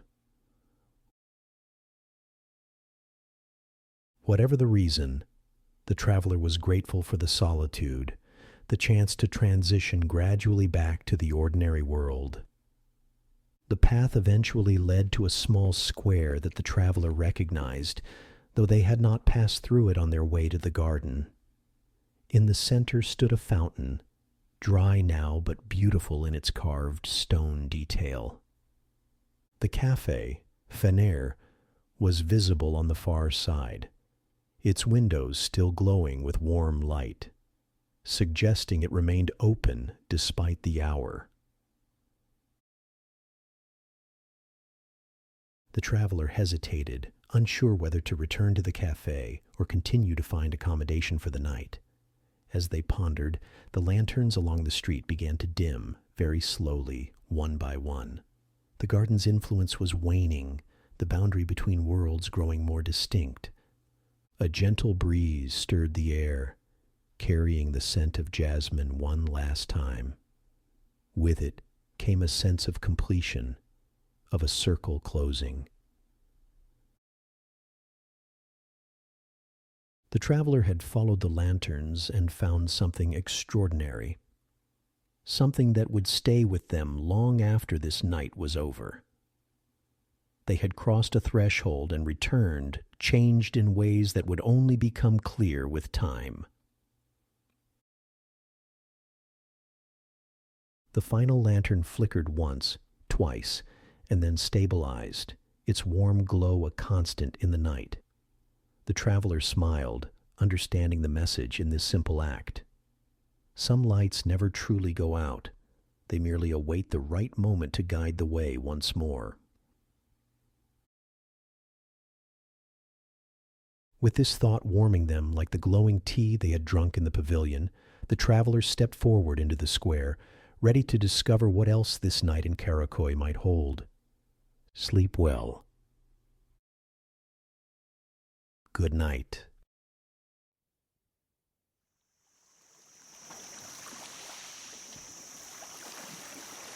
The Lanterns of Karakoy. Episode 3. The Tapestry of Time. The traveler lingered in the small square, watching as the last lantern maintained its gentle glow against the night. Istanbul unfolded around them once more, the familiar sounds of the city returning gradually, like an orchestra tuning its instruments after a moment of silence. The distant call of a fairy horn echoed across the water, and somewhere a cat padded softly across ancient cobblestones. The traveler's body felt surprisingly refreshed despite the evening's journey. The visit to the gardens seemed to have nourished something deeper than physical fatigue, leaving them with a pleasant sensation of lightness. The night air carried the scent of the sea mingled with spices from nearby restaurants, grounding them firmly back in the world they knew. With a final glance at the glowing lantern, the traveler made their way toward the waterfront. The streets of Karakoy were quiet now. Most shops closed for the night, their ornate wooden doors locked until morning. The occasional passerby nodded in acknowledgement as they passed, their footsteps creating soft echoes that mingled with the gentle lapping of water against the shore. The Bosphorus stretched before them, a ribbon of darkness adorned with the reflected lights of the city. The water moved with a hypnotic rhythm, its surface occasionally broken by gentle ripples catching the moonlight. Across the strait, the Asian side of Istanbul glimmered with thousands of lights, a mirror image of the European shore where the traveler stood. The grand silhouette of Topkapi Palace rose in the distance, its distinctive outline visible against the night sky. The traveler recalled the stories of sultans and viziers who had walked its corridors, the centuries of history contained within its walls. Now, it stood as a silent guardian of the city's past, watching over the flowing waters that had witnessed the rise and fall of empires. The traveler found a small bench facing the water and sat down, allowing themselves to absorb the tranquility of the moment. Their fingertips still tingled with the memory of the garden's magic, as though some essence of that otherworldly place had remained with them. They wondered if others walking these streets carried similar secrets, if the woman selling flowers or the old man playing backgammon had also followed the lanterns to that realm between worlds. The night sky above Istanbul held its magic, stars piercing the darkness with ancient light. The constellation patterns here were the same as those the traveler had known all their life, yet somehow they appeared different now, as though the traveler was seeing them through new eyes. Perhaps the garden had changed more than just their perspective on the city. A soft breeze carried the scent of orange blossoms from a nearby tree, reminding the traveler of the garden's fragrant air. The sound of distant music drifted across the water, notes of a traditional Turkish ney flute rising and falling with haunting beauty. The melody seemed to bridge the gap between the ordinary world and the magical one the traveler had experienced, suggesting that perhaps the boundary between them was more permeable than most people realized. The traveler closed their eyes, listening to the music blend with the gentle sounds of the water. In this moment of stillness, they became aware of a subtle warmth emanating from their pocket. Reaching in, they found a small object that had not been there before. A smooth stone that glowed with a soft amber light, similar to the lanterns. Its surface was warm to the touch and etched with intricate patterns that seemed to shift and change as the traveler examined it. The stone pulsed gently with light, its rhythm matching the traveler's heartbeat. It was clearly a gift from the garden, a token to carry with them. The traveler held it in their palm, feeling its comforting weight and warmth. Even here, in the ordinary world, the stone maintained its gentle glow, a persistent reminder that magic existed alongside the mundane. The traveler slipped the stone back into their pocket, its presence like a secret companion. Rising from the bench, they continued their walk along the waterfront, drawn by an inexplicable certainty that their night journey was not yet complete. The promenade curved along the Bosphorus, offering panoramic views of the city. The massive dome of Hagia Sophia dominated the skyline, its ancient silhouette illuminated by carefully placed lights that accentuated its architectural grandeur. Next to it, the Blue Mosque's 6 minarets reached toward the heavens, their slender forms creating a rhythm against the night sky. The traveler paused to admire this timeless vista, the same view that had captivated countless visitors throughout the centuries. The buildings stood as testaments to humanity's enduring quest for beauty and meaning, each stone laid with purpose and reverence. The traveler wondered if the architects of these magnificent structures had also glimpsed the garden, if their inspiration had come from that realm of pure form and harmony. Moving on, the traveler noticed that the stone in their pocket had grown warmer, its glow intensifying.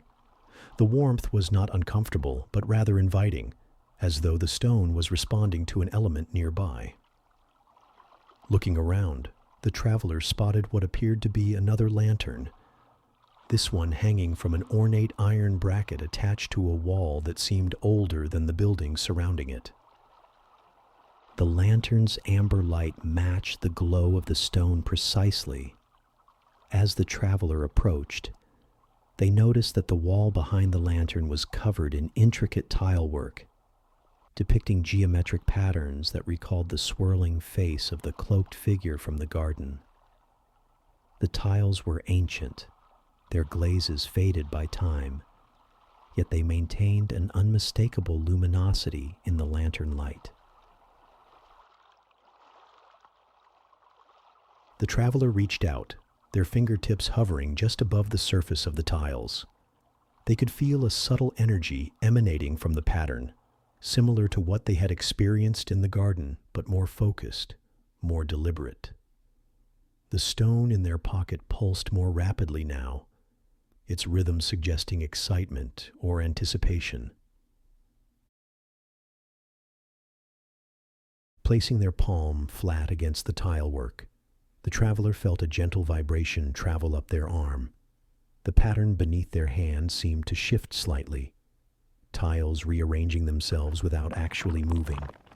It was as though the traveler was seeing multiple versions of the same pattern simultaneously, each one a slight variation on the others. The sensation was disorienting but not frightening. Instead, it evoked a profound sense of connection, as though the traveler was experiencing the continuum of time compressed into a single moment. They could almost perceive the countless hands that had touched these same tiles throughout centuries, each contact leaving an invisible trace that somehow remained present across time. The lantern light flickered, drawing the traveler's attention back to their surroundings. The previously empty street now held a single figure some distance away, not the cloaked being from the garden, but an elderly man moving slowly with the aid of a walking stick. His traditional clothing marked him as a local, the embroidered vest and cap suggesting someone who maintained old customs in a rapidly modernizing city. The old man did not look directly at the traveler, but stopped near another lantern further along the street. He seemed to be waiting for something, his posture patient and serene. The traveler understood instinctively that this was an invitation to follow, similar to the ones they had received in the garden, but manifesting differently here in the ordinary world. Removing their hand from the tile work, the traveler felt a momentary reluctance, as though breaking a connection that might not easily be restored. But the stone in their pocket continued to pulse reassuringly, and the lantern's light remained steady. The magic had not disappeared. It had merely shifted form. The traveler began walking toward the old man, who acknowledged their approach with a slight nod before turning to continue his journey. Together they moved through the quiet streets, the old man setting a pace that was unhurried yet purposeful. No words were exchanged between them. None were needed. The shared silence was comfortable, filled with the ambient sounds of the sleeping city. Their path led away from the waterfront and into a labyrinth of narrow streets lined with Ottoman-era houses. The wooden structures leaned toward each other across the passage, their ornate bay windows nearly touching. The architecture created the impression of moving through a living museum, each building telling its story through carved details and faded paint. The old man led the traveler to a small courtyard hidden between buildings. In the center stood a circular fountain, its basin filled with water so still it perfectly reflected the star-filled sky above. Surrounding the fountain were ancient plane trees, their massive trunks and spreading branches creating a natural canopy over the space. The ground was paved with worn stones, their surfaces smoothed by centuries of footsteps. The old man gestured toward the fountain before finding a seat on a nearby stone bench. The traveler approached the water's edge, drawn by a vision in its still surface that went beyond the mere reflection of stars. The stone in their pocket had grown almost hot now, its light visible even through the fabric of their clothing. Kneeling beside the fountain, the traveler gazed into the water. At first, they saw only their reflection, features softened by the gentle light of the lanterns that hung from the trees. But as they continued to look, the surface of the water began to change, rippling slightly though there was no breeze to disturb it. The ripples spread outward from the center, transforming the reflection into an entirely different image. Images formed in the water, not static like photographs, but fluid and changing like memories. The traveler saw Istanbul as it had been centuries ago, minarets rising from a skyline uncluttered by modern buildings. They saw caravans arriving at the city gates, ships with billowing sails entering the harbor, merchants spreading their wares in bustling bazaars. The scenes shifted and flowed, moving backwards and forward through time with no apparent pattern. The traveler watched, entranced, as the water showed them glimpses of lives long past. A young girl carrying water from a well, a craftsman carving intricate designs into wood, a scholar bent over manuscripts by candlelight. Each image was fleeting, yet somehow complete, conveying not just the action, but the emotional texture of the moment. The stone in the traveler's pocket pulsed in rhythm with these changing scenes, its warmth spreading through their body. They understood that they were being shown the tapestry of time that had woven itself through Istanbul, the countless individual threads that together created the fabric of the city's existence. This was not merely history as a sequence of events, but history as a living, breathing entity still present beneath the surface of contemporary life. The images in the water began to change more rapidly, moving forward in time until they reached the present day. The traveler saw modern Istanbul with its blend of ancient and contemporary, its bridges spanning the Bosphorus, its streets filled with people from all corners of the world. The scenes continued to shift, but now they began to show things that had not yet come to pass. Possible futures unfolding like flowers opening their petals to the sun. These future images were less distinct, more like impressions than clear visions. They suggested rather than stated, hinted rather than declared. The traveler saw the city continuing to evolve, its essential character remaining intact, even as its physical form changed. Through it all, the water showed the enduring presence of the lanterns, their light a constant through centuries of transformation. The stone in the traveler's pocket gave a final, intense pulse before returning to its gentle glow. The water of the fountain stilled once more, returning to its perfect reflection of the night sky. The traveler remained kneeling beside the basin, absorbing what they had witnessed, understanding that they had been granted a rare glimpse into the continuity that underlay all apparent change. Rising slowly, the traveler turned to find that the old man had disappeared from the bench. In his place sat a small box made of carved wood, its surface inlaid with mother of pearl in patterns that echoed those of the garden. The traveler approached and carefully lifted the box, which was surprisingly light despite its solid appearance. Opening the lid revealed a set of small tiles, each one painted with intricate designs in blue, turquoise, and gold.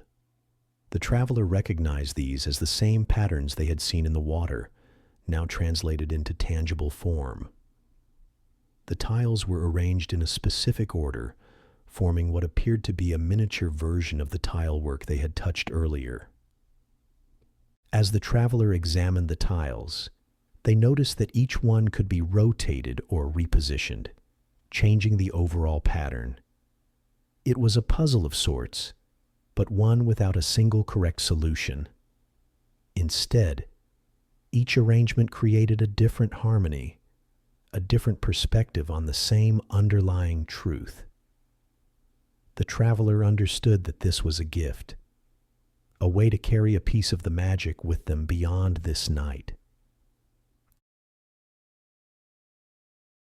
Closing the box carefully, the traveler placed it in their bag alongside the glowing stone.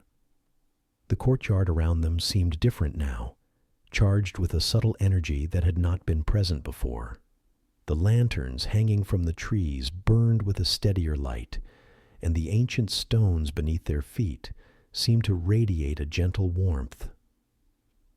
The traveler left the courtyard the way they had entered, finding themselves once again in the narrow streets of old Istanbul.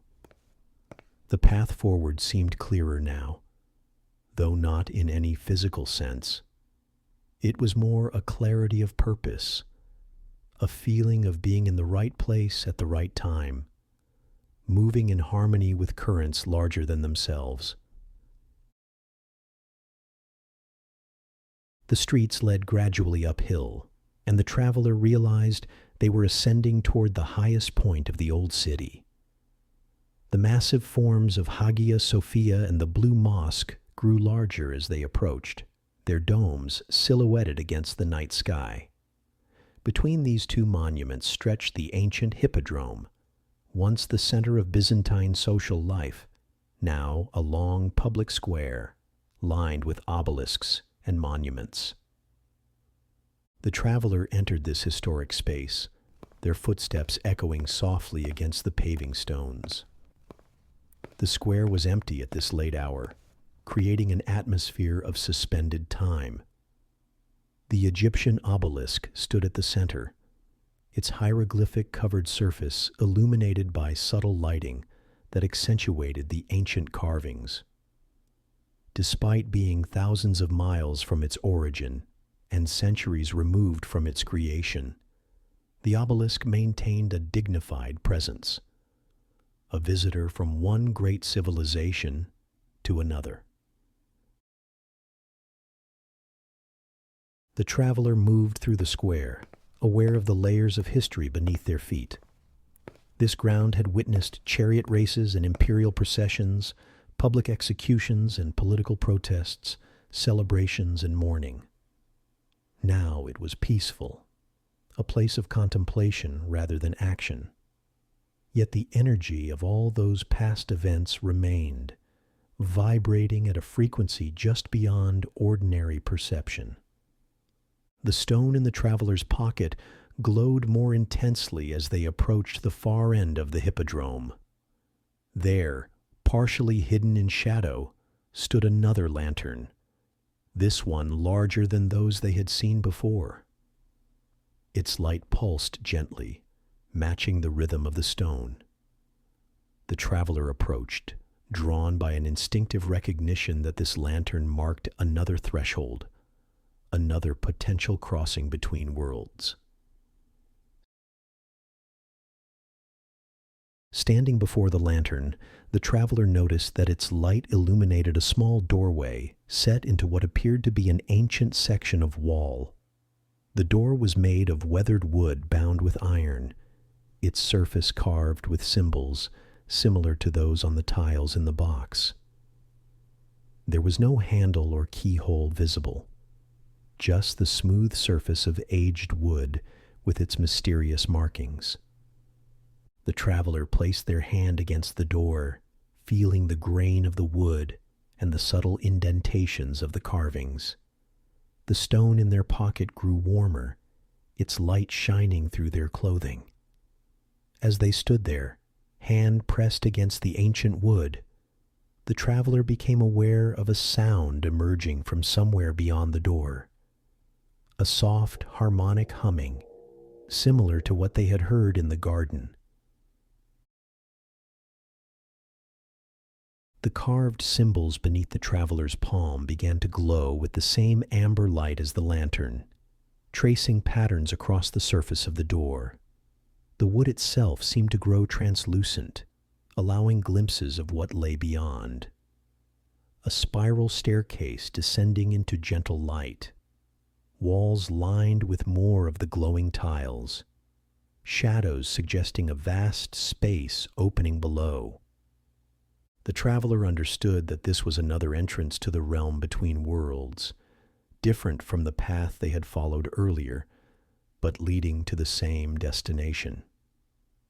The garden was accessible from many points throughout the city, each entrance revealing a different aspect of that magical place.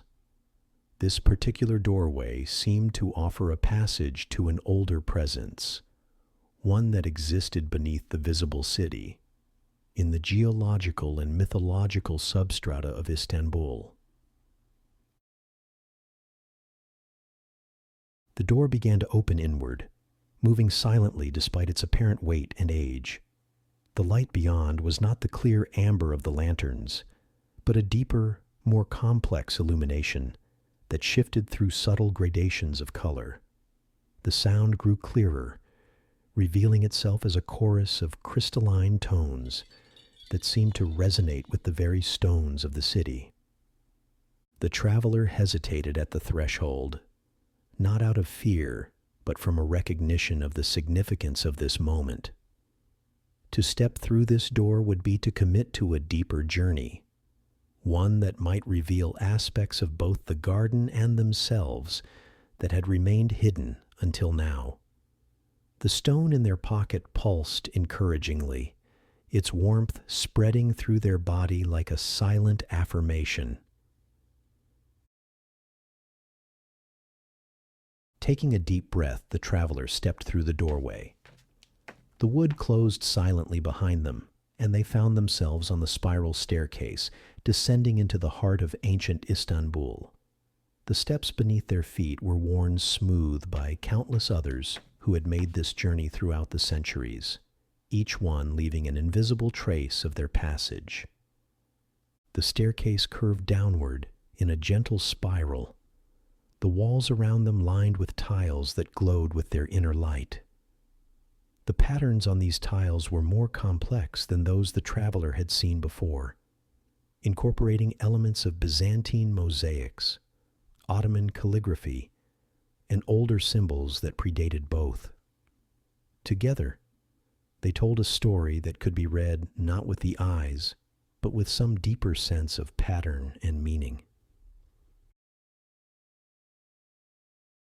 As the traveler descended, the space around them opened up, revealing a vast underground chamber. The ceiling arched high above, supported by columns that appeared to be carved from single massive pieces of stone.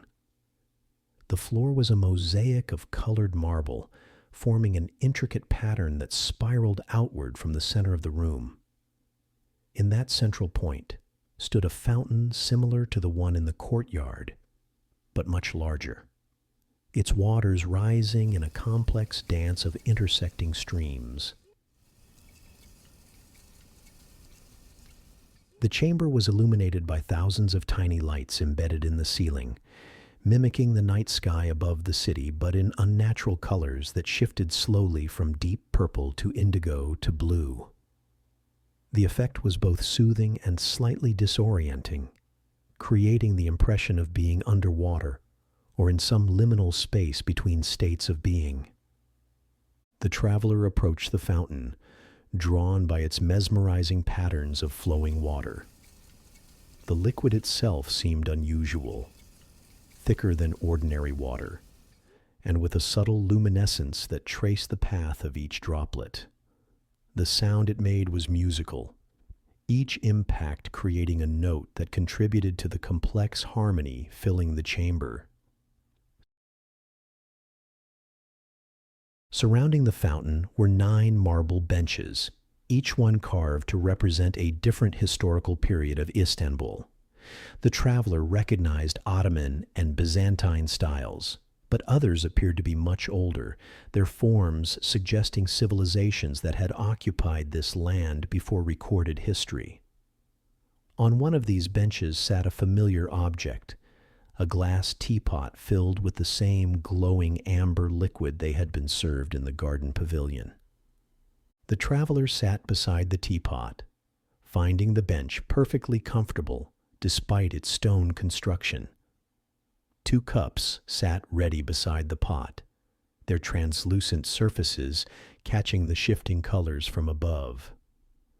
The traveler poured the glowing tea into one of the cups, watching as it moved, with that same strange fluidity they had observed before. Neither too fast nor too slow, behaving according to laws of physics slightly different from those of the ordinary world. The scent that rose from the cup was complex and soothing, containing notes of jasmine, orange blossom, and old parchment. Perhaps the very essence of time itself distilled into fragrance.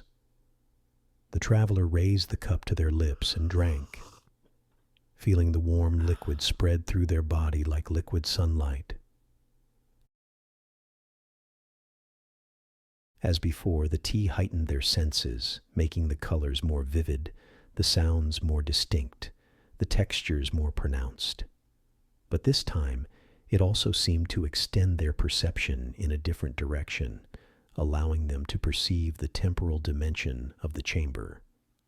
The traveler began to see ghostly images of others who had sat in this same spot throughout the centuries, their forms transparent but distinct, overlapping with the present moment without disturbing it. A Roman merchant, a Byzantine princess, an Ottoman scholar, a modern archaeologist, all occupying the same space across different times, connected by this underground chamber that existed outside normal temporal boundaries. The traveler understood that they were seeing the continuity of human experience across ages, the shared wonder and curiosity that led certain individuals to discover the hidden magic that permeated Istanbul. The glowing stone in the traveler's pocket resonated with this vision, its light harmonizing with the luminescence of the fountain water. The traveler placed it beside the teapot, where it seemed to belong, completing a pattern they hadn't realized was incomplete. The stone's glow intensified, sending pulses of light outward that were reflected and amplified by the water, creating a rippling effect that spread throughout the chamber. The floor mosaic beneath them began to shift, the colored marble pieces rearranging themselves into new patterns without actually moving. It was as though the traveler was seeing multiple versions of the same design simultaneously, each one representing a different moment in time.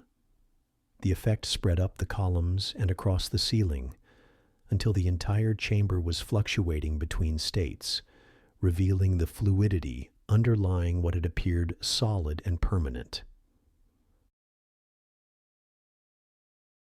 Through it all, the traveler remained seated on the bench, anchored by the solid presence of the teacup in their hands. The tea itself seemed to protect them from being overwhelmed by these visions, allowing them to observe without becoming lost in the multiplicity of times and states. It was a profound experience of both expansion and grounding, of seeing beyond ordinary perception while remaining fully present in the moment. Gradually, the visions began to coalesce around a single theme, a pattern that appeared consistent across all the temporal variations. The traveler recognized it as the same swirling design that constituted the face of the cloaked figure from the garden, but now they could see it in a broader context. It was not just a face, but a map, a representation of the connections between the garden realm and the ordinary world, showing how the two interpenetrated each other at certain points throughout Istanbul. The traveler understood that the lanterns marked these points of connection, serving as guides for those who could perceive them. The garden itself was not a separate place, but rather a different way of experiencing the same reality, a perspective that revealed the magical underpinnings of the ordinary world. The cloaked figure was a guardian of this knowledge, a being who existed in both realms simultaneously and could help others navigate between them. As this understanding crystallized, the chamber began to stabilize, the shifting patterns settling into a new configuration that incorporated elements of all the previous ones. The resulting design was more complex, but also more harmonious, suggesting a synthesis of historical periods rather than a succession of separate eras. The traveler finished their tea, placing the empty cup beside the pot. The stone beside them had ceased its pulsing and now emitted a steady, comfortable glow.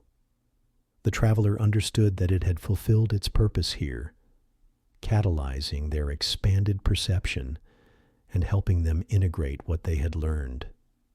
They returned it to their pocket, feeling it settle against their body like a familiar friend.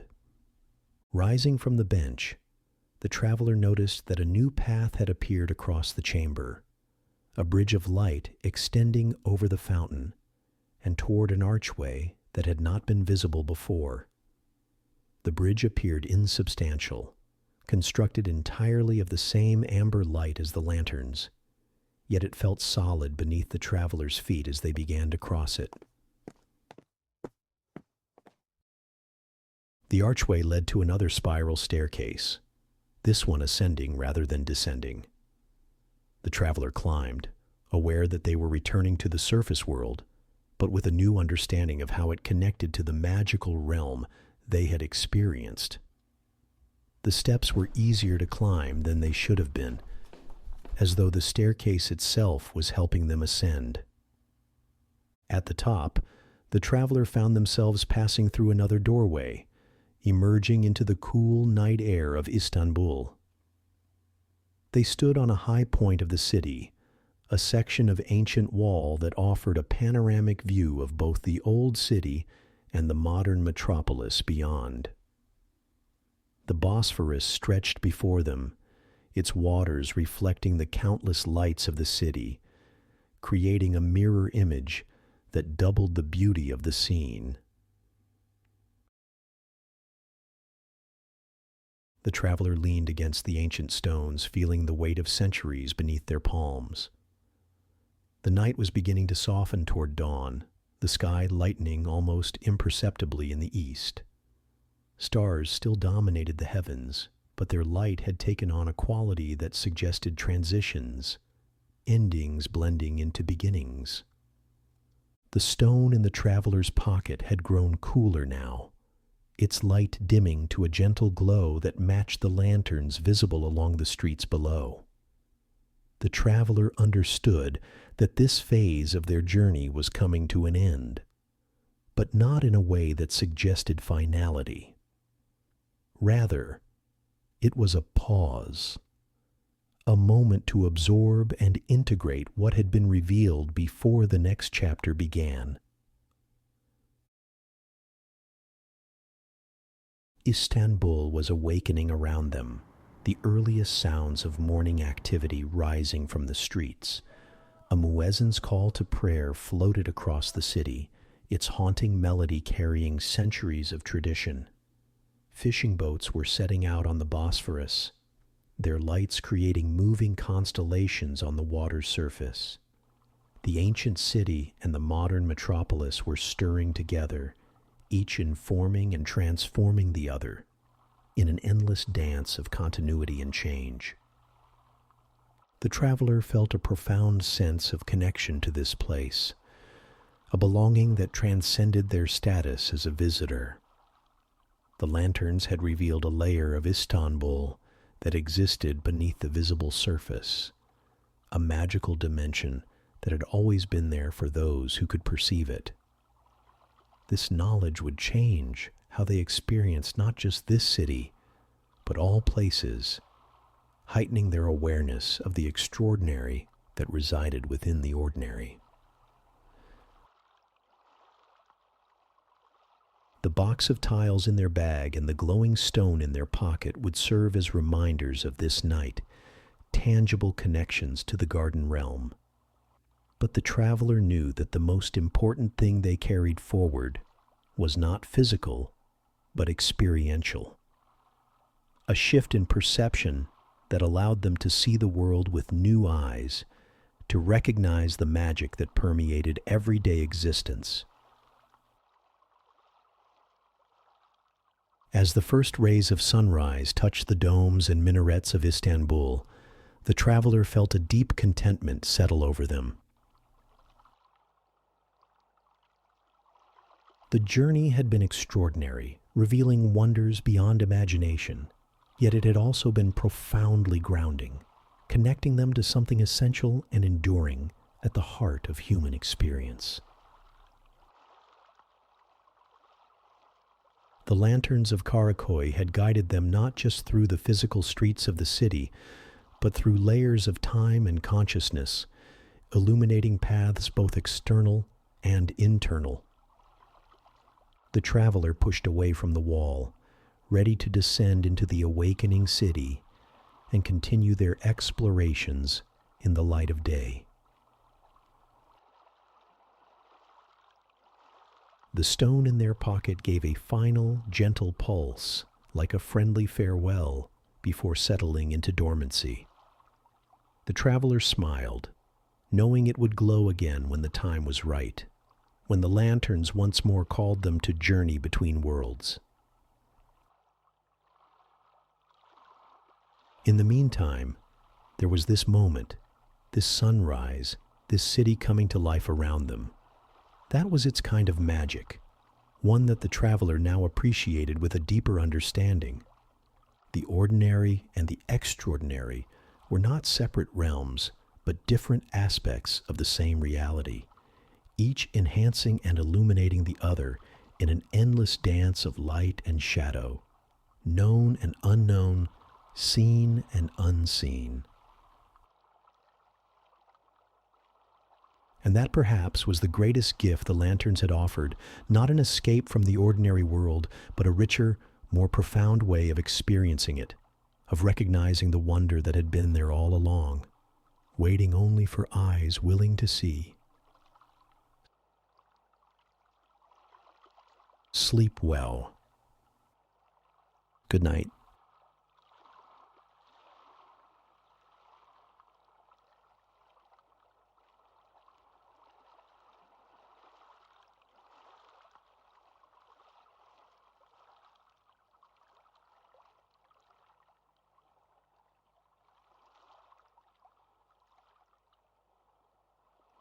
As the day gently surrenders to the approaching night, allow yourself to settle in and prepare for a journey of deep relaxation.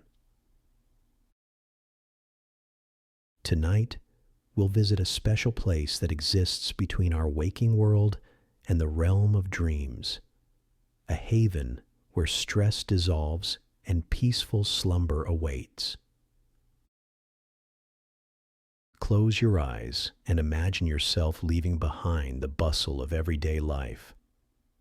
With each breath, you're traveling further from your concerns, moving toward a hidden valley renowned for its healing properties and the gift of profound rest.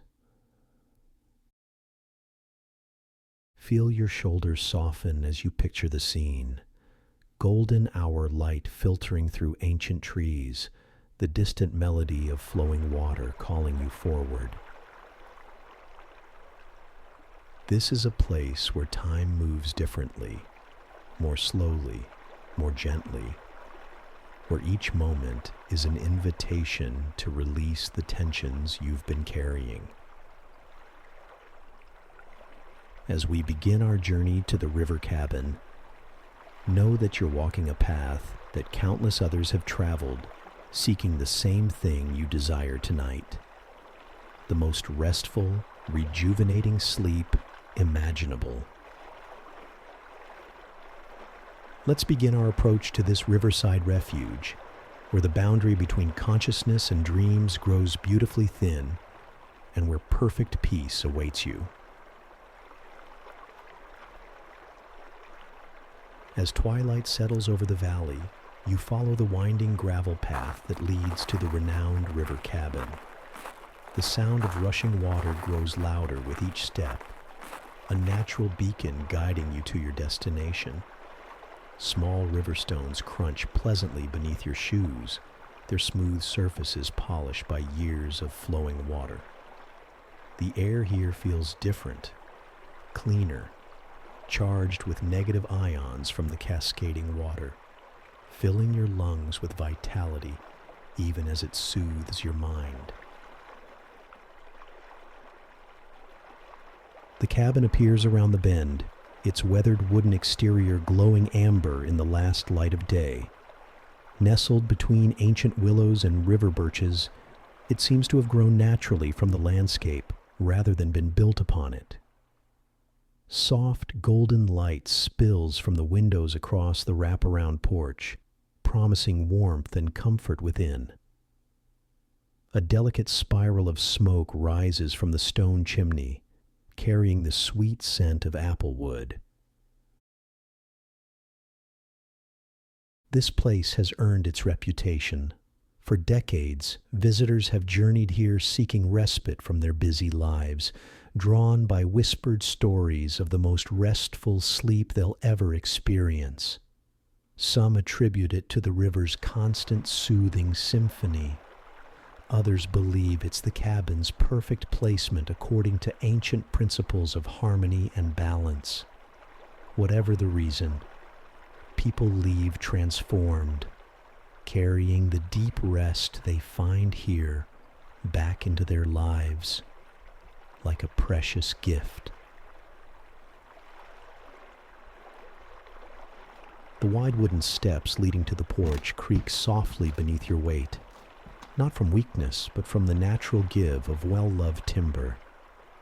A small brass bell hangs by the door, and as the evening breeze catches it, it produces a clear, sweet tone that seems to announce your arrival to the surrounding wilderness. The host has left the door unlocked for you, just as promised. Stepping inside, you're embraced by warmth that penetrates straight to your core. The interior glows with soft amber light from carefully placed lamps, their shades made of handcrafted paper that diffuses the brightness to a gentle radiance.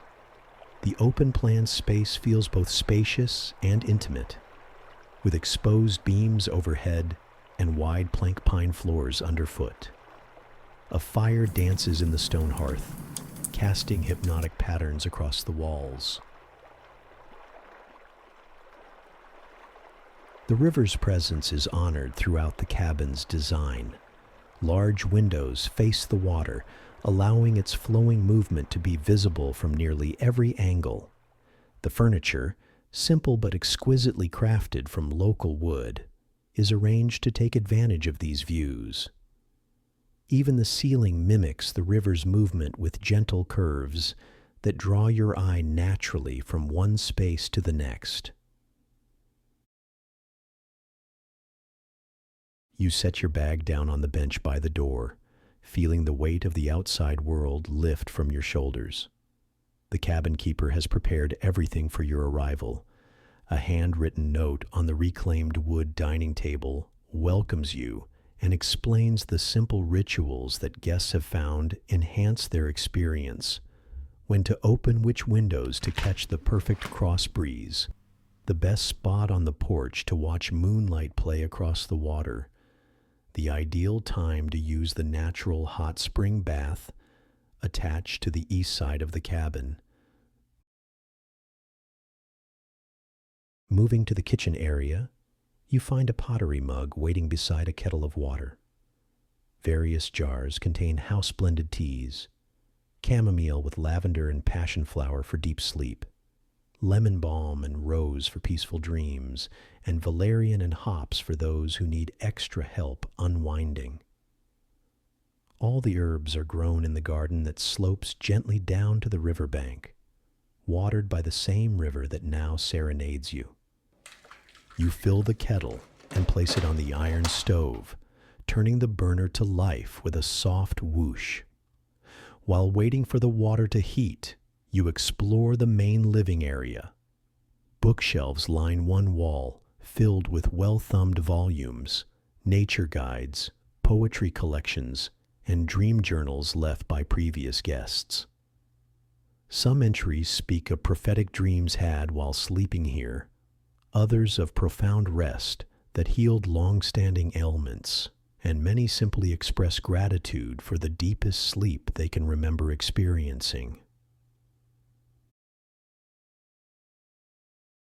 The river's voice filters through the walls, not intrusively, but as a constant comforting presence. Its sound changes subtly as you move through the space, sometimes more prominent, sometimes a gentle background whisper. This acoustic quality is another intentional element of the cabin's design. The The walls are built to amplify and distribute the water's music throughout the interior. The kettle begins to sing, its high note harmonizing with the lower tones of the river. You prepare your tea in the waiting mug, watching as the dried flowers and leaves unfurl in the hot water, releasing both color and aroma into the rising steam. The scent alone seems to slow your breathing, your body already responding to the cabin's medicine. With mug in hand, you move toward the large picture window that frames the river like a living painting. The water catches the last light of day, its surface a rippling canvas of deep blues, purples, and the fiery orange of the setting sun. Native trout occasionally break the surface, creating expanding rings that intersect and dance across the water. Beyond the river, forest rises up the hillside, trees standing sentinel in the gathering dusk.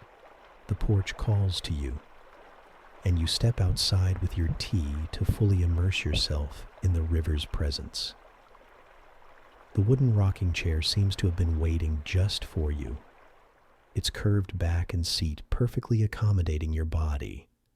The temperature outside has dropped slightly, creating that perfect balance where the cool air refreshes your face while your body remains warm from the tea and the residual heat of the cabin.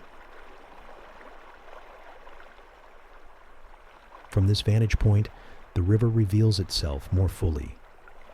Not far upstream, it narrows and rushes over smooth rocks, creating a series of small cascades that inject the water with oxygen and negative ions.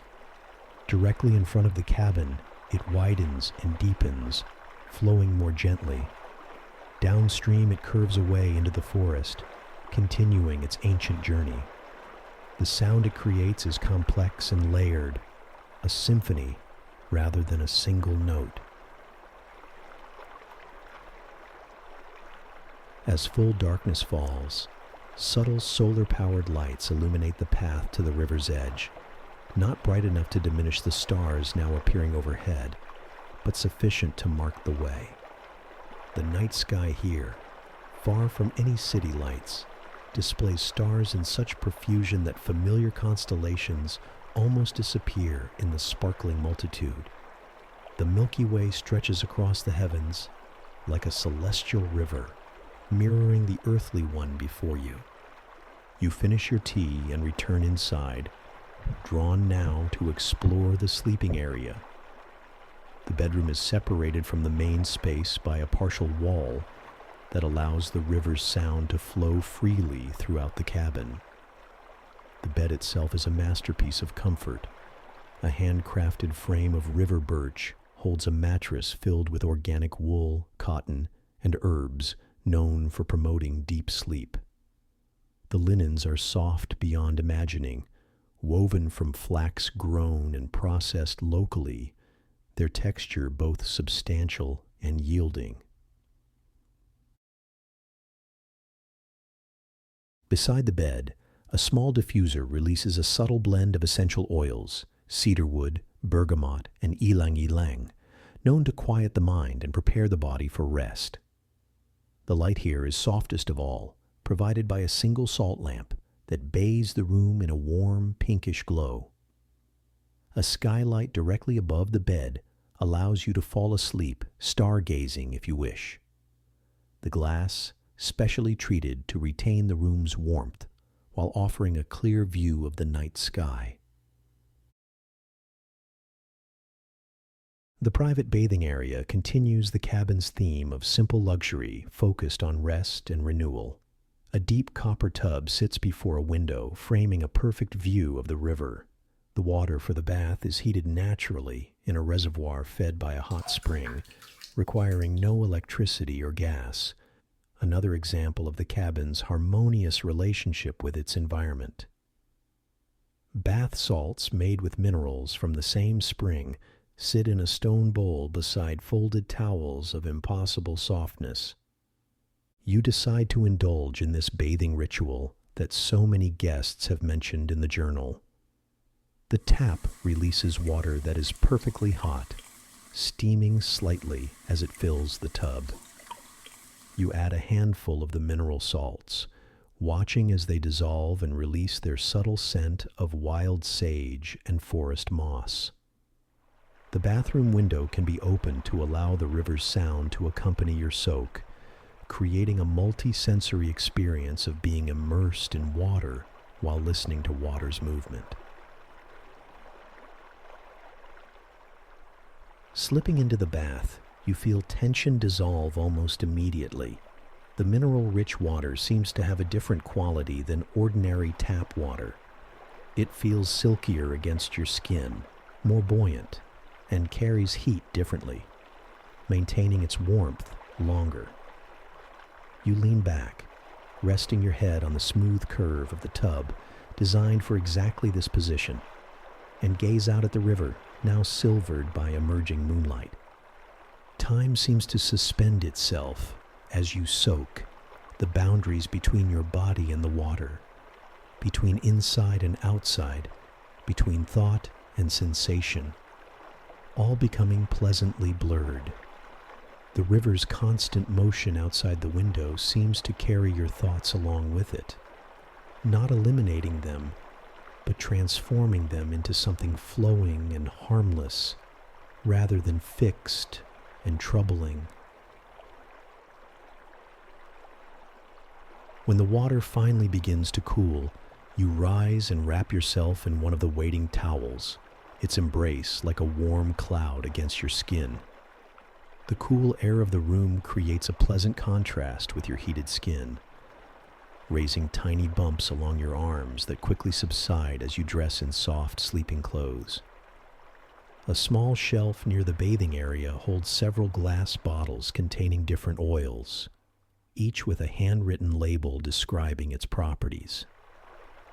You select one labeled Dream Essence, a blend of jasmine, vanilla, and something unidentifiable but pleasant. The oil is thick and fragrant, warming in your palms before you apply it to your pulse points. Its scent rises with your body heat, creating an aromatic cocoon that moves with you. Returning to the main living area, you notice details that escaped your initial observation. A small indoor fountain burbles quietly in one corner, its design mimicking the river's flow in miniature. The stones at its base are river stones, collected from the very waters outside your window.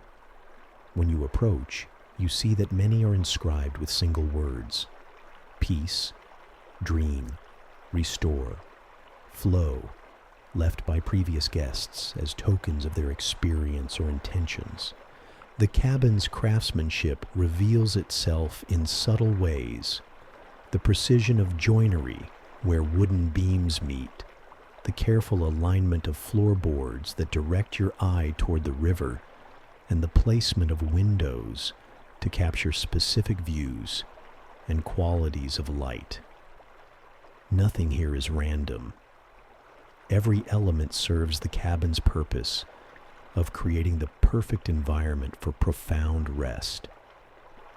By now, your body has begun to synchronize with the rhythm of the river.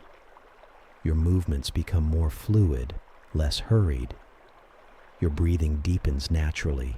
Your shoulders drop away from your ears, and your jaw relaxes. These physical changes happen without conscious effort. They are simply the body's response to an environment designed in perfect harmony with its needs. The master journal on the coffee table invites your attention. Unlike the personal journals on the bookshelf, this one contains information about the cabin's history and the philosophy behind its design.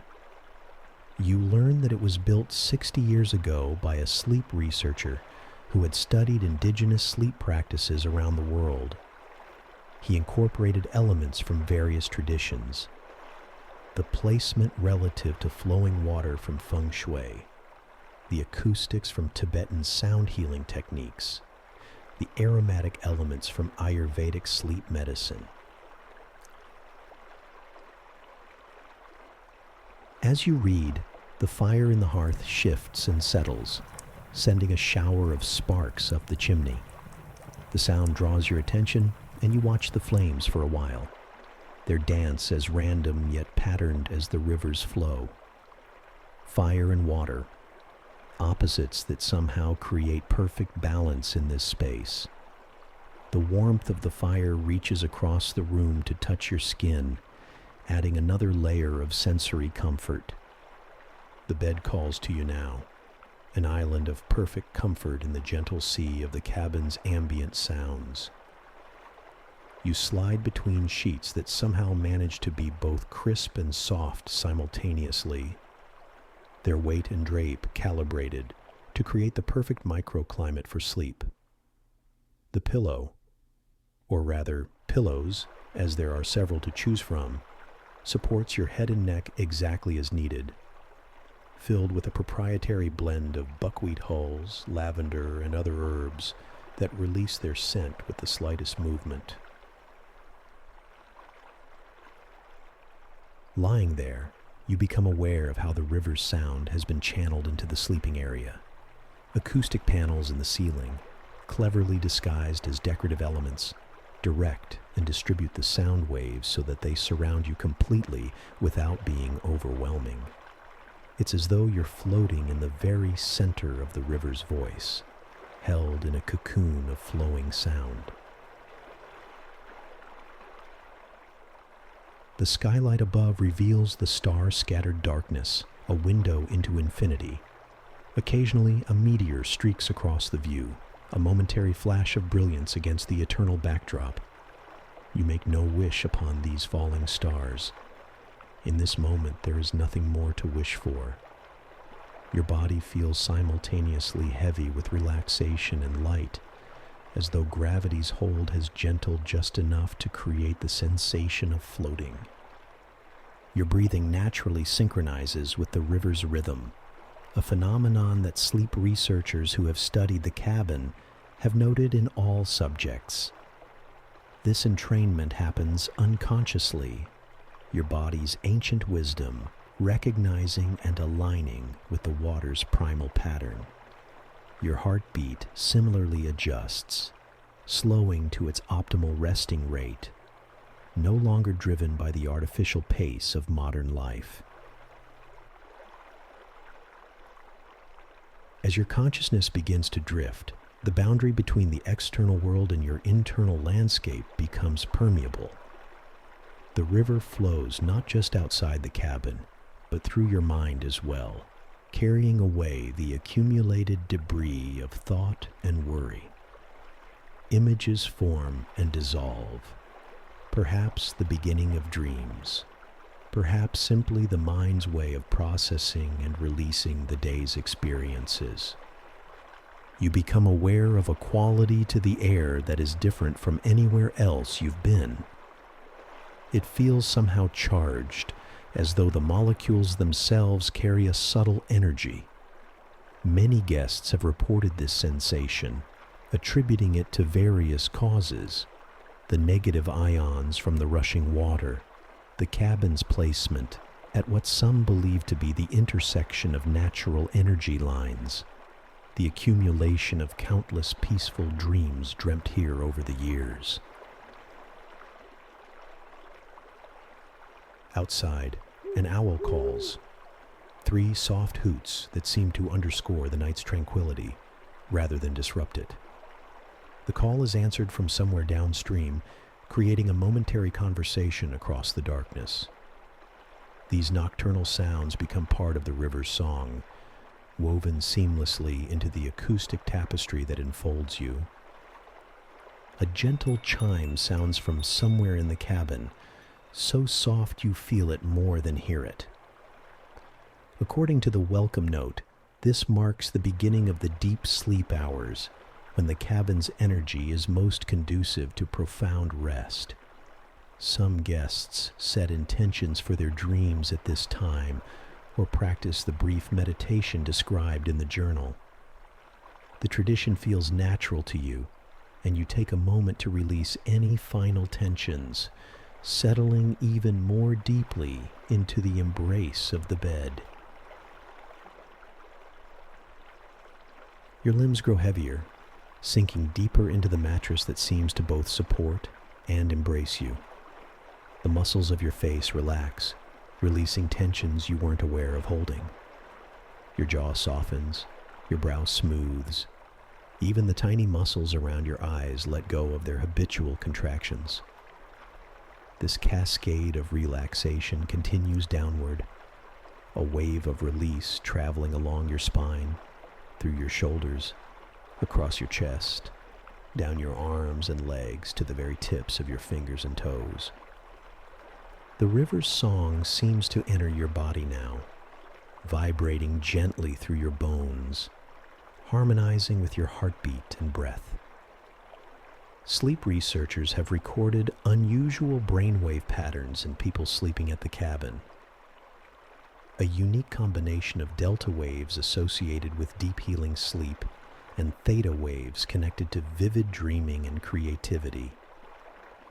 Whatever the scientific explanation, the subjective experience is one of profound, restorative rest unlike any other. Through the skylight, you watch as clouds occasionally drift across the stars, their edges silvered by moonlight. Their slow movement across the night sky creates another layer of gentle motion to accompany the river's flow. Even the air inside the cabin seems to move in subtle currents, carrying the mingled scents of wood smoke, herbs, and the indefinable freshness of water. Stories about the cabin include accounts of extraordinary healing during sleep, chronic pain subsiding, emotional wounds mending, creative blocks dissolving. The cabin keeper's notes attribute this to the unique combination of elements found here: the negative ions from the water, the acoustics that facilitate specific brainwave states, the essential oils that support the limbic system's healing functions. Science and mystery intertwine in this place, where the boundaries between them seem as fluid as the river itself. As you hover in the liminal space between wakefulness and sleep, you understand why people speak of the river cabin in such reverent tones. There is magic here, not the supernatural kind perhaps, but the deeper magic of perfect alignment with natural rhythms, of human craft honoring rather than subduing the environment, of spaces designed with profound understanding of what the body and spirit need to fully rest. Your last conscious awareness is of gratitude for the river that has flowed here since time immemorial, for the hands that built this sanctuary beside it, for the wisdom that designed every element to promote the deepest possible rest. And then even gratitude dissolves as you slip beneath the surface of consciousness into the healing waters of sleep. Your dreams, when they come, are vivid yet gentle. Many guests report extraordinary dream experiences here, lucid dreams in which they solve long-standing problems, prophetic dreams that offer guidance, or simply dreams of unusual beauty and clarity that they remember for years afterward. The cabin keeper maintains that the river itself is the dream giver, its ancient voice telling stories to receptive sleeping minds.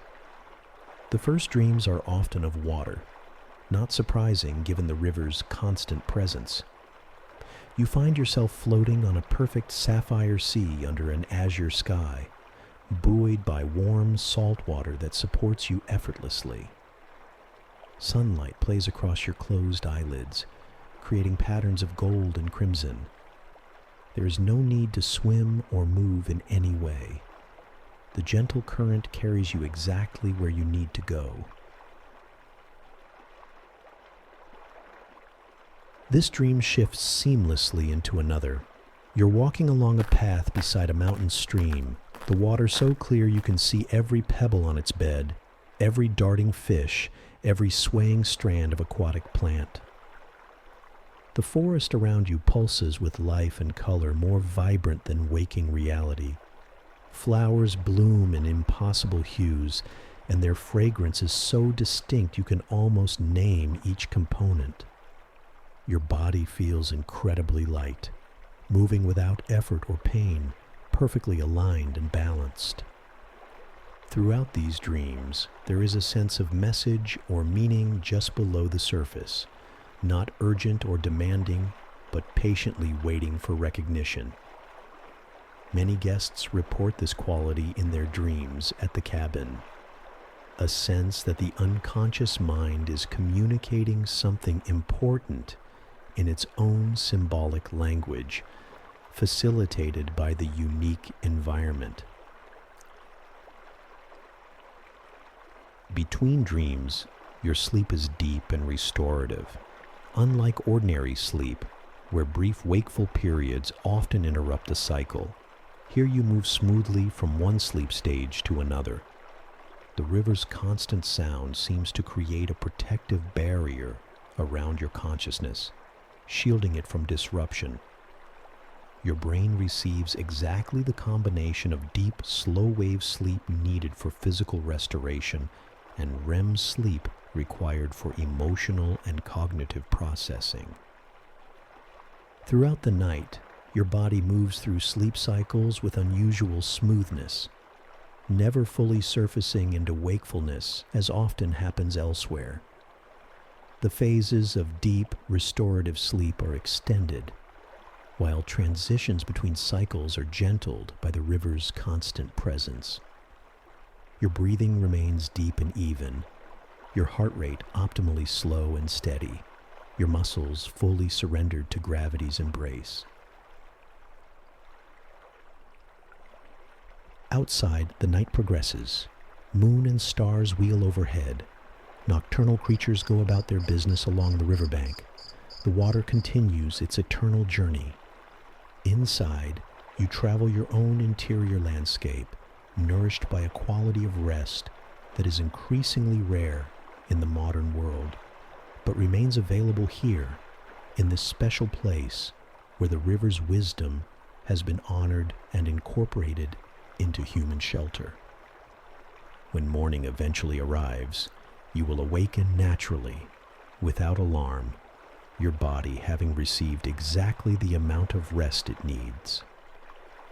You'll feel a clarity and refreshment that many guests struggle to describe, but all recognize as extraordinary.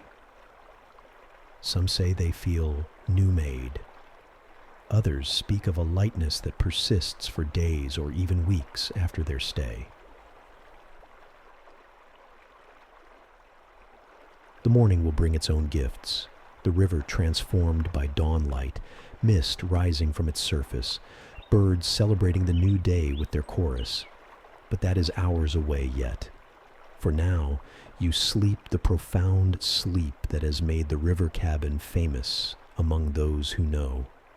A sleep that heals, restores, and transforms. A sleep cradled by flowing water, held in the embrace of a space designed for perfect rest, beneath stars that have witnessed countless dreams. A sleep that is, in its own quiet way, magical. As the night deepens, the cabin seems to deepen with it, settling more firmly into its relationship with the earth beneath and the river beside it.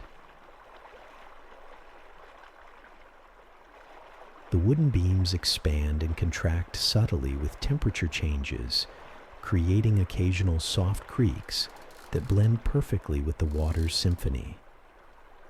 These sounds become part of your dream landscape, the language of the cabin speaking directly to your unconscious mind. The river changes its song throughout the night, sometimes quickening after a distant rainfall upstream, sometimes slowing to a gentler murmur during the deepest hours of darkness.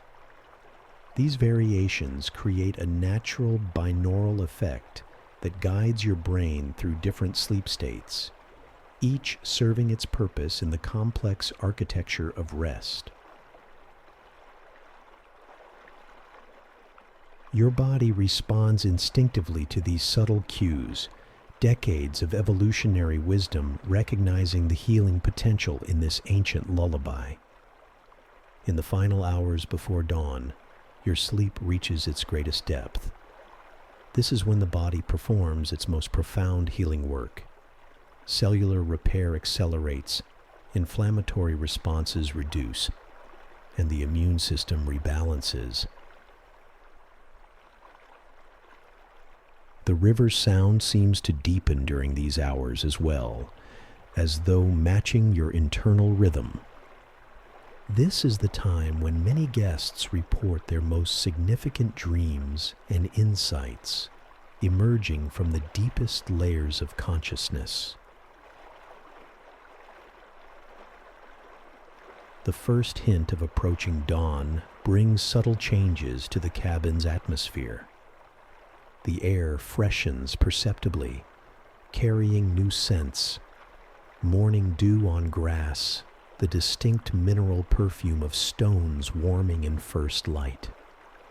Birds begin their dawn chorus, not intrusively, but as a gentle transition in the acoustic landscape. The river's voice seems to brighten, adding higher notes to its composition. But all this remains hours away. For now, you continue your journey through the landscape of perfect sleep, cradled by the river's song, held in the cabin's embrace, your consciousness free to wander pathways of dream and restoration that will eventually lead you back to wakefulness, renewed, refreshed, and perhaps in some small but significant way, transformed by your night in the legendary river cabin. Sleep well. Good night.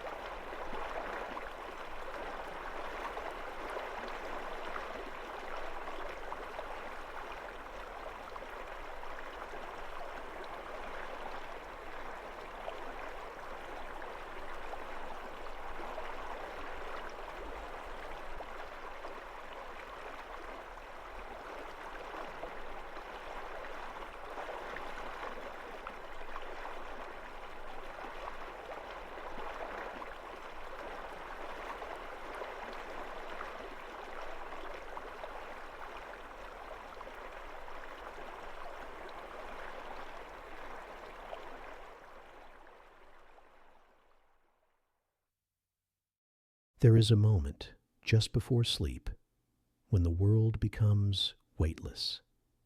Your thoughts drift like dandelion seeds upon a slow-moving breeze, untethered from the demands of the day. It is here, in this twilight space between waking and dreaming, that the dream ship awaits. Once upon a time, or perhaps outside of time altogether, you find yourself standing on the shore of a tranquil moonlit sea. The water shimmers like liquid silver under the glow of the full moon, casting a soft, iridescent light that soothes your weary soul.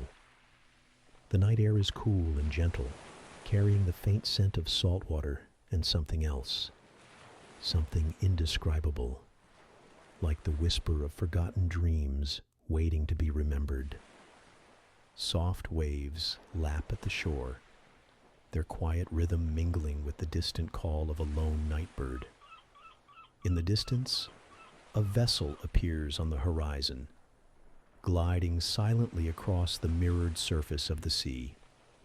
Its sails, billowing in the night breeze, resemble the outstretched wings of a great seabird, guiding it effortlessly through the dark. The dream ship, they call it, a vessel that travels the realms of imagination, ferrying weary dreamers to the shores of slumber. The ship's lanterns cast a golden glow along the deck, their light flickering like fireflies in the twilight. You watch as the vessel draws near, its movement impossibly smooth, as if it floats between worlds. As the ship draws closer, its pearly hull glows with an otherworldly luminescence, not harsh like the sun, but soft, like the first light of dawn.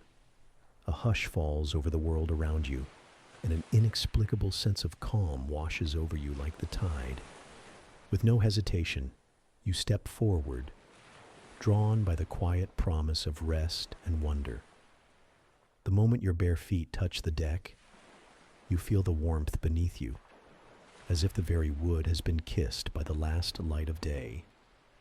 The air here carries a scent unlike any other, a blend of aged parchment, fresh rain, and something sweetly familiar, like the memory of childhood lullabies.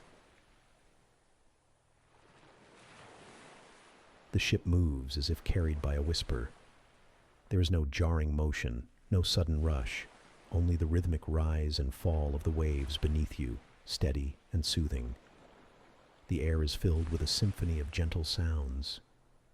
The sigh of the wind in the sails, the soft creak of the wooden timbers, the hushed murmur of the sea against the hull. Each sound blends into the next, forming a melody that lulls you into perfect serenity. Somewhere, faint chimes ring in harmony with the ship's movement, as if the vessel itself sings a song of dreams. Above you, the sky stretches wide and endless, dusted with stars that twinkle like scattered pearls upon a velvet canvas. The constellations shift and change, forming shapes that feel familiar, yet elusive. Fragments of forgotten tales drifting through the night. You breathe in deeply, filling your lungs with the crisp, cool air, and as you exhale, you feel the weight of the waking world slip away, dissolving into the quiet embrace of the dream ship's journey. Further along the deck, a gentle mist swirls, parting to reveal plush cushions and hammocks strung beneath silken canopies. Everything is arranged with care, as if waiting just for you. You settle into a hammock, its fabric soft, cocooning you in warmth. The dream ship hums beneath you, its presence a silent guardian against the outside world.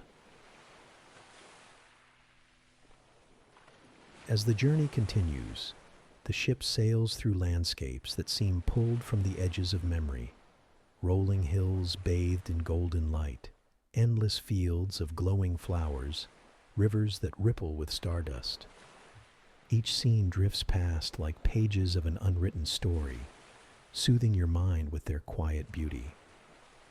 The sky above deepens into a rich indigo, and the moon watches over you, casting its silvery glow across the vast expanse of dreamscape below. You close your eyes, allowing the gentle rhythm of the voyage to cradle you, carrying you farther into the depths of peaceful slumber. Here, aboard this drifting vessel, there is nothing but tranquility, an endless night where dreams unfurl like sails in the wind, guiding you toward rest, toward wonder, toward home. You wander the ship's decks, exploring its enchanted interior with wonder and delight. Each room you enter is a sanctuary of peacefulness, filled with soft pillows and silken draperies that billow like clouds in a sky of dreams. The air is perfumed with the scent of jasmine and lavender, calming your senses and opening your mind to the wonders of the night. As the dream ship sails on, you feel a sense of weightlessness come over you, as if the cares of the waking world are slowly lifting away. You drift through corridors of dreams, where paintings on the walls come to life with scenes of worlds unknown, inviting you to step into their vibrant landscapes and explore their mysteries. In the ship's grand hall, you come upon a gathering of kindred spirits, fellow dreamers who have journeyed on the dream ship before. They welcome you with warm smiles and gentle nods, offering you a seat at a table laden with fruits and wines of the imagination. Together, you share moments of peaceful communion, basking in the glow of each other's company and finding solace in the shared experience of dreaming. As the night deepens, the dream ship glides gracefully into a realm of starlit skies and glowing constellations. You climb to the upper deck and spread out on a plush chaise lounge, the celestial canopy stretching out above you like a tapestry of wonders. You watch shooting stars streak across the heavens, their trails of light painting fleeting arcs of magic in the night. The ship rises higher, floating gently through clouds that part like silken curtains. They feel cool and refreshing against your skin as you pass through their misty embrace. Above the clouds, the stars appear even brighter, like diamonds scattered across a velvet cloth, each one twinkling with ancient light and cosmic wonder. In this elevated sanctuary, time seems to flow differently. The constellations move in slow, elegant patterns, telling stories of celestial wonders and cosmic harmony. You recognize familiar shapes: the Great Bear, Orion's Belt, the Seven Sisters, each one a beacon of light in the infinite darkness, guiding the dream ship on its celestial voyage.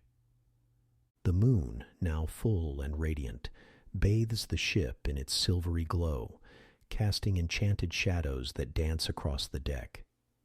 Its light reveals hidden details in the ship's intricate carvings, delicate spirals, flowing curves, and ethereal figures that seem to move and breathe with a life of their own. Every element of the dream ship has been crafted with loving care, designed to create an atmosphere of perfect calmness. As the dream ship continues its journey through the night sky, you discover a hidden garden nestled within its heart. Stepping through an archway covered in night-blooming flowers, you enter a realm of botanical wonders. Luminous plants with translucent leaves glow with an inner light, illuminating winding paths that invite exploration. Crystal fountains bubble with waters of clarity and insight, their gentle splashing creating a soothing backdrop to the garden's serene atmosphere. The droplets catch the starlight, refracting it into 1,000 tiny rainbows that dance across the foliage. Flowers, unlike any you've seen before, unfurl their petals as you pass, releasing scents that evoke forgotten memories and distant places. Some smell of childhood summers, others of mountain air after rainfall, and still others of exotic spices from lands you've only visited in dreams. A gentle mist hovers just above the ground, swirling around your ankles as you walk. It carries the essence of dreams, ephemeral, mysterious, and deeply comforting. With each breath, you inhale this misty elixir, feeling it spread throughout your body, dissolving tension and bringing profound relaxation. Ancient trees with silver bark reach toward the stars, their branches forming natural canopies under which you find moss-covered benches that invite rest and contemplation. You settle onto one such bench, feeling it conform perfectly to your body, supporting you in just the right places for ultimate comfort. In this garden, all is in perfect balance, light and shadow, sound and silence, movement and stillness. It is a place of healing and renewal, where the mind can wander freely and the spirit can find its center. The dream ship carries you over a range of mountains whose peaks are dusted with luminescent crystals that reflect the starlight. As you descend into the valley beyond, you enter a realm where sound itself becomes a healing force. This is the Valley of Peaceful Echoes, where every sound is transformed into a soothing ripple of harmony. The gentle rustling of leaves becomes a subtle symphony. The distant call of a night bird transforms into a melodic refrain that resonates with your innermost being. The valley floor is covered with tall grasses that sway in perfect unison, creating waves of movement that mesmerize and calm. These grasses whisper ancient lullabies as the breeze passes through them, songs that seem familiar, though you cannot recall ever hearing them before. Scattered throughout the valley are resonance pools, small, perfectly still bodies of water that capture sounds and transform them into visible patterns of light. As you approach one such pool, the sound of your breathing creates concentric rings of soft blue light that expand across the water's surface. You find a comfortable hollow in the hillside, lined with cushioning moss and sheltered by overhanging ferns.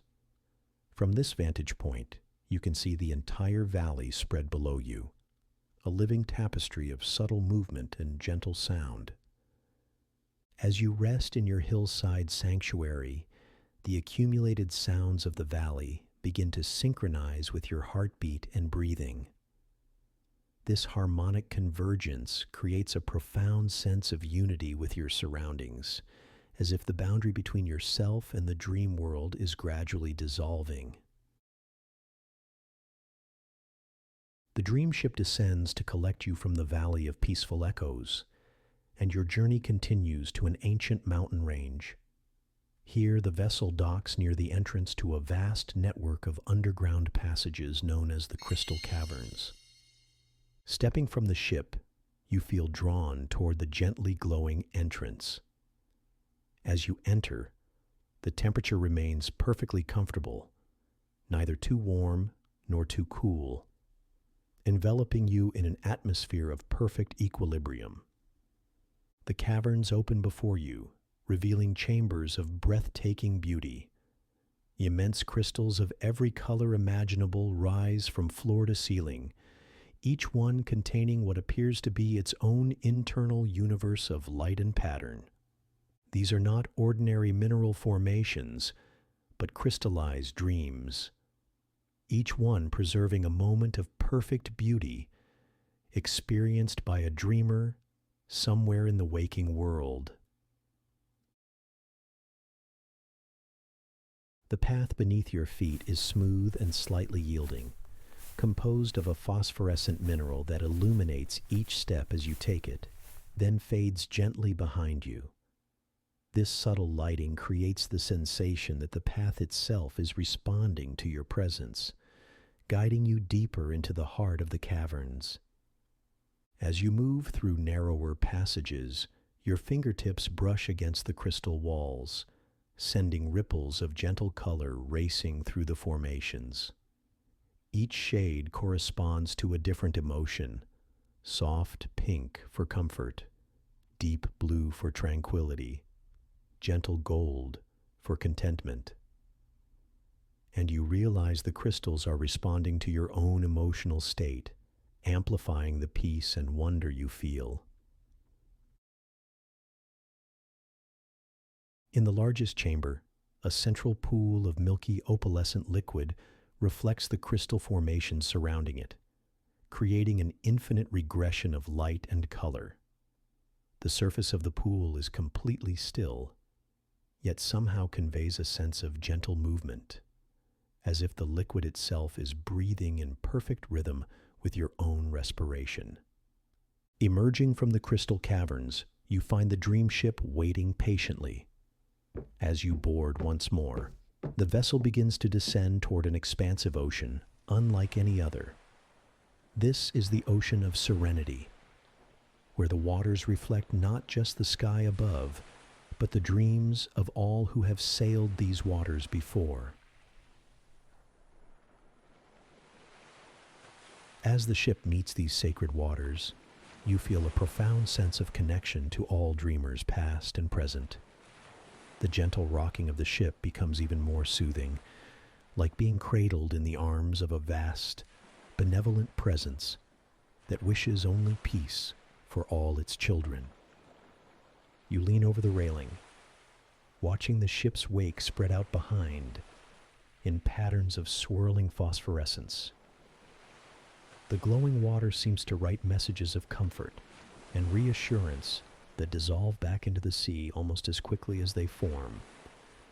Yet their essence remains imprinted on your heart. Schools of dreamfish swim alongside the ship, their scales shifting through all the colors of the spectrum.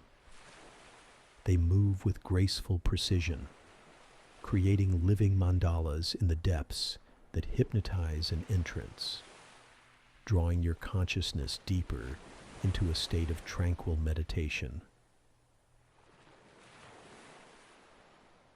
The horizon seems to stretch indefinitely, the boundary between sea and sky blurring into a continuous expanse of peace.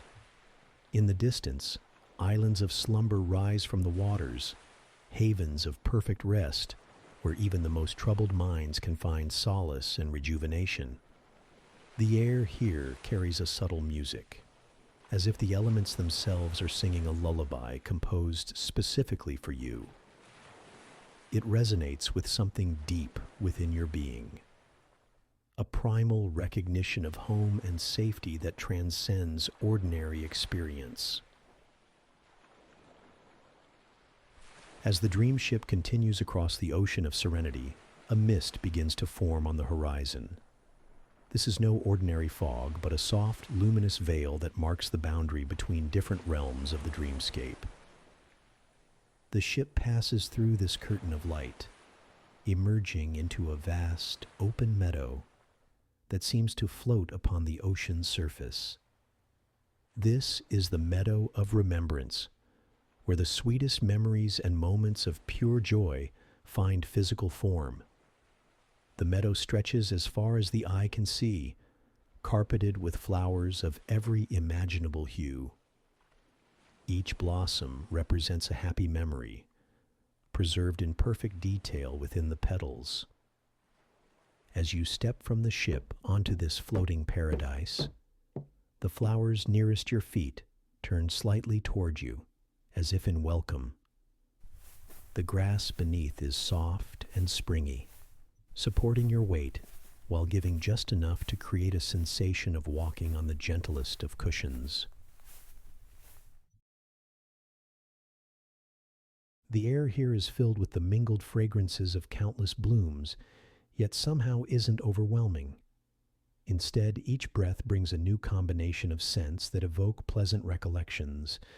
The smell of fresh-baked bread, the crisp freshness of sheets dried in summer sunshine, the comforting aroma of a favorite book opened for the first time.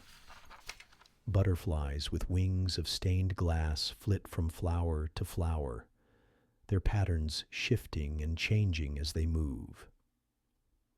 These are not ordinary insects, but embodiments of those fleeting moments of perfect happiness that visit even the most troubled lives, preserved here in the dreamscape, so they can never truly be lost. The dream ship approaches a shoreline of soft golden sand that seems to glow with an inner light. This is the timeless shore, where each grain of sand represents a moment of perfect peace experienced by someone somewhere in the waking world. As the ship gently comes to rest against a pier made of mother of pearl, you feel a call to explore this sacred place. You descend the gangplank, your feet sinking into sand that feels like the finest velvet. Each step leaves a momentary impression that fills with starlight before gently fading away. The shore extends in both directions as far as the eye can see, dotted with sheltering palms and secluded coves where the waters lap with rhythmic constancy. There is no hurry here, no urgency, only the eternal present moment, perfect in its simplicity. You wander along the waterline, where wavelets caress the shore with liquid whispers of ancient wisdom. The water is warm and inviting, and as you dip your toes into its crystalline clarity, you feel a surge of vitality and well-being flow up through your body. Inland from the beach rises a series of gentle hills covered in soft grass that undulates in the breeze like the breathing of a sleeping giant. The grass is interspersed with fields of flowers that close their petals in the nighttime, creating a patchwork of subtle colors visible only to the dreamer's eye. Finding a perfect spot on a dune overlooking both the sea and the dream ship, you recline into the embracing sand. Above you, the night sky continues its slow wheel of stars, and you feel perfectly positioned between earth and heaven, water and air, a being of both worlds and neither, suspended in perfect balance. As you rest upon the timeless shore, you feel the gentle call of deeper sleep. The dream ship awaits, ready to carry you to realms of even more profound rest. With a sense of gratitude for the wonders you've experienced, you rise and make your way back to the vessel that has become a second home. Ascending the gangplank once more, you're welcomed by the familiar embrace of the ship's serene atmosphere. The deck feels even more comfortable now, as if the ship has adapted itself to your presence, becoming an extension of your longing for peace and restoration. The dream ship sets sail once more, moving away from the timeless shore and into the heart of the dreamscape. Its course is guided by the very essence of your being, navigating toward the specific healing and rejuvenation your spirit needs most. As the ship glides through increasingly tranquil waters, you find yourself drawn to a special chamber at the heart of the vessel. Inside, a bed of incomparable comfort awaits, adorned with pillows that seem to be filled with clouds and blankets woven from the softest moonbeams. You settle into this perfect nest, feeling every muscle in your body release its tension. The room itself seems to breathe with you, the walls expanding slightly with each inhalation and contracting with each exhalation, until your breathing falls into perfect rhythm with the universe itself. The ceiling above the bed is transparent, revealing the cosmic dance of stars and planets, now seeming close enough to touch. Their light filters down in gentle rays, bathing you in celestial energy that soothes and renews every cell of your being. With a sigh of contentment, you close your eyes and surrender to the embrace of sleep. The dream ship continues its silent course through the sea of dreams, carrying you on its ethereal currents to the shores of a peaceful slumber. In this realm of endless possibilities and boundless wonders, you float weightlessly in a sea of stars, your mind adrift in a realm of sweet dreams and gentle rest. And as the first light of dawn breaks over the horizon, bathing the dream ship in a golden glow, you awaken from your slumber feeling refreshed and renewed.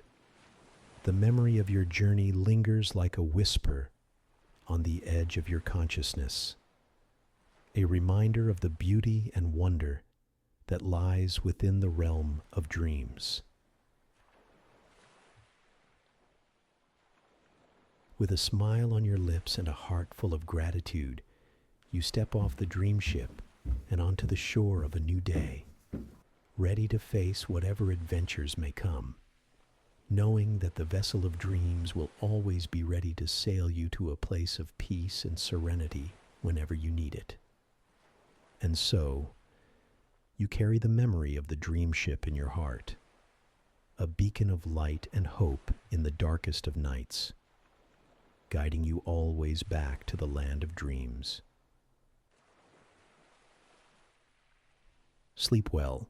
Good night.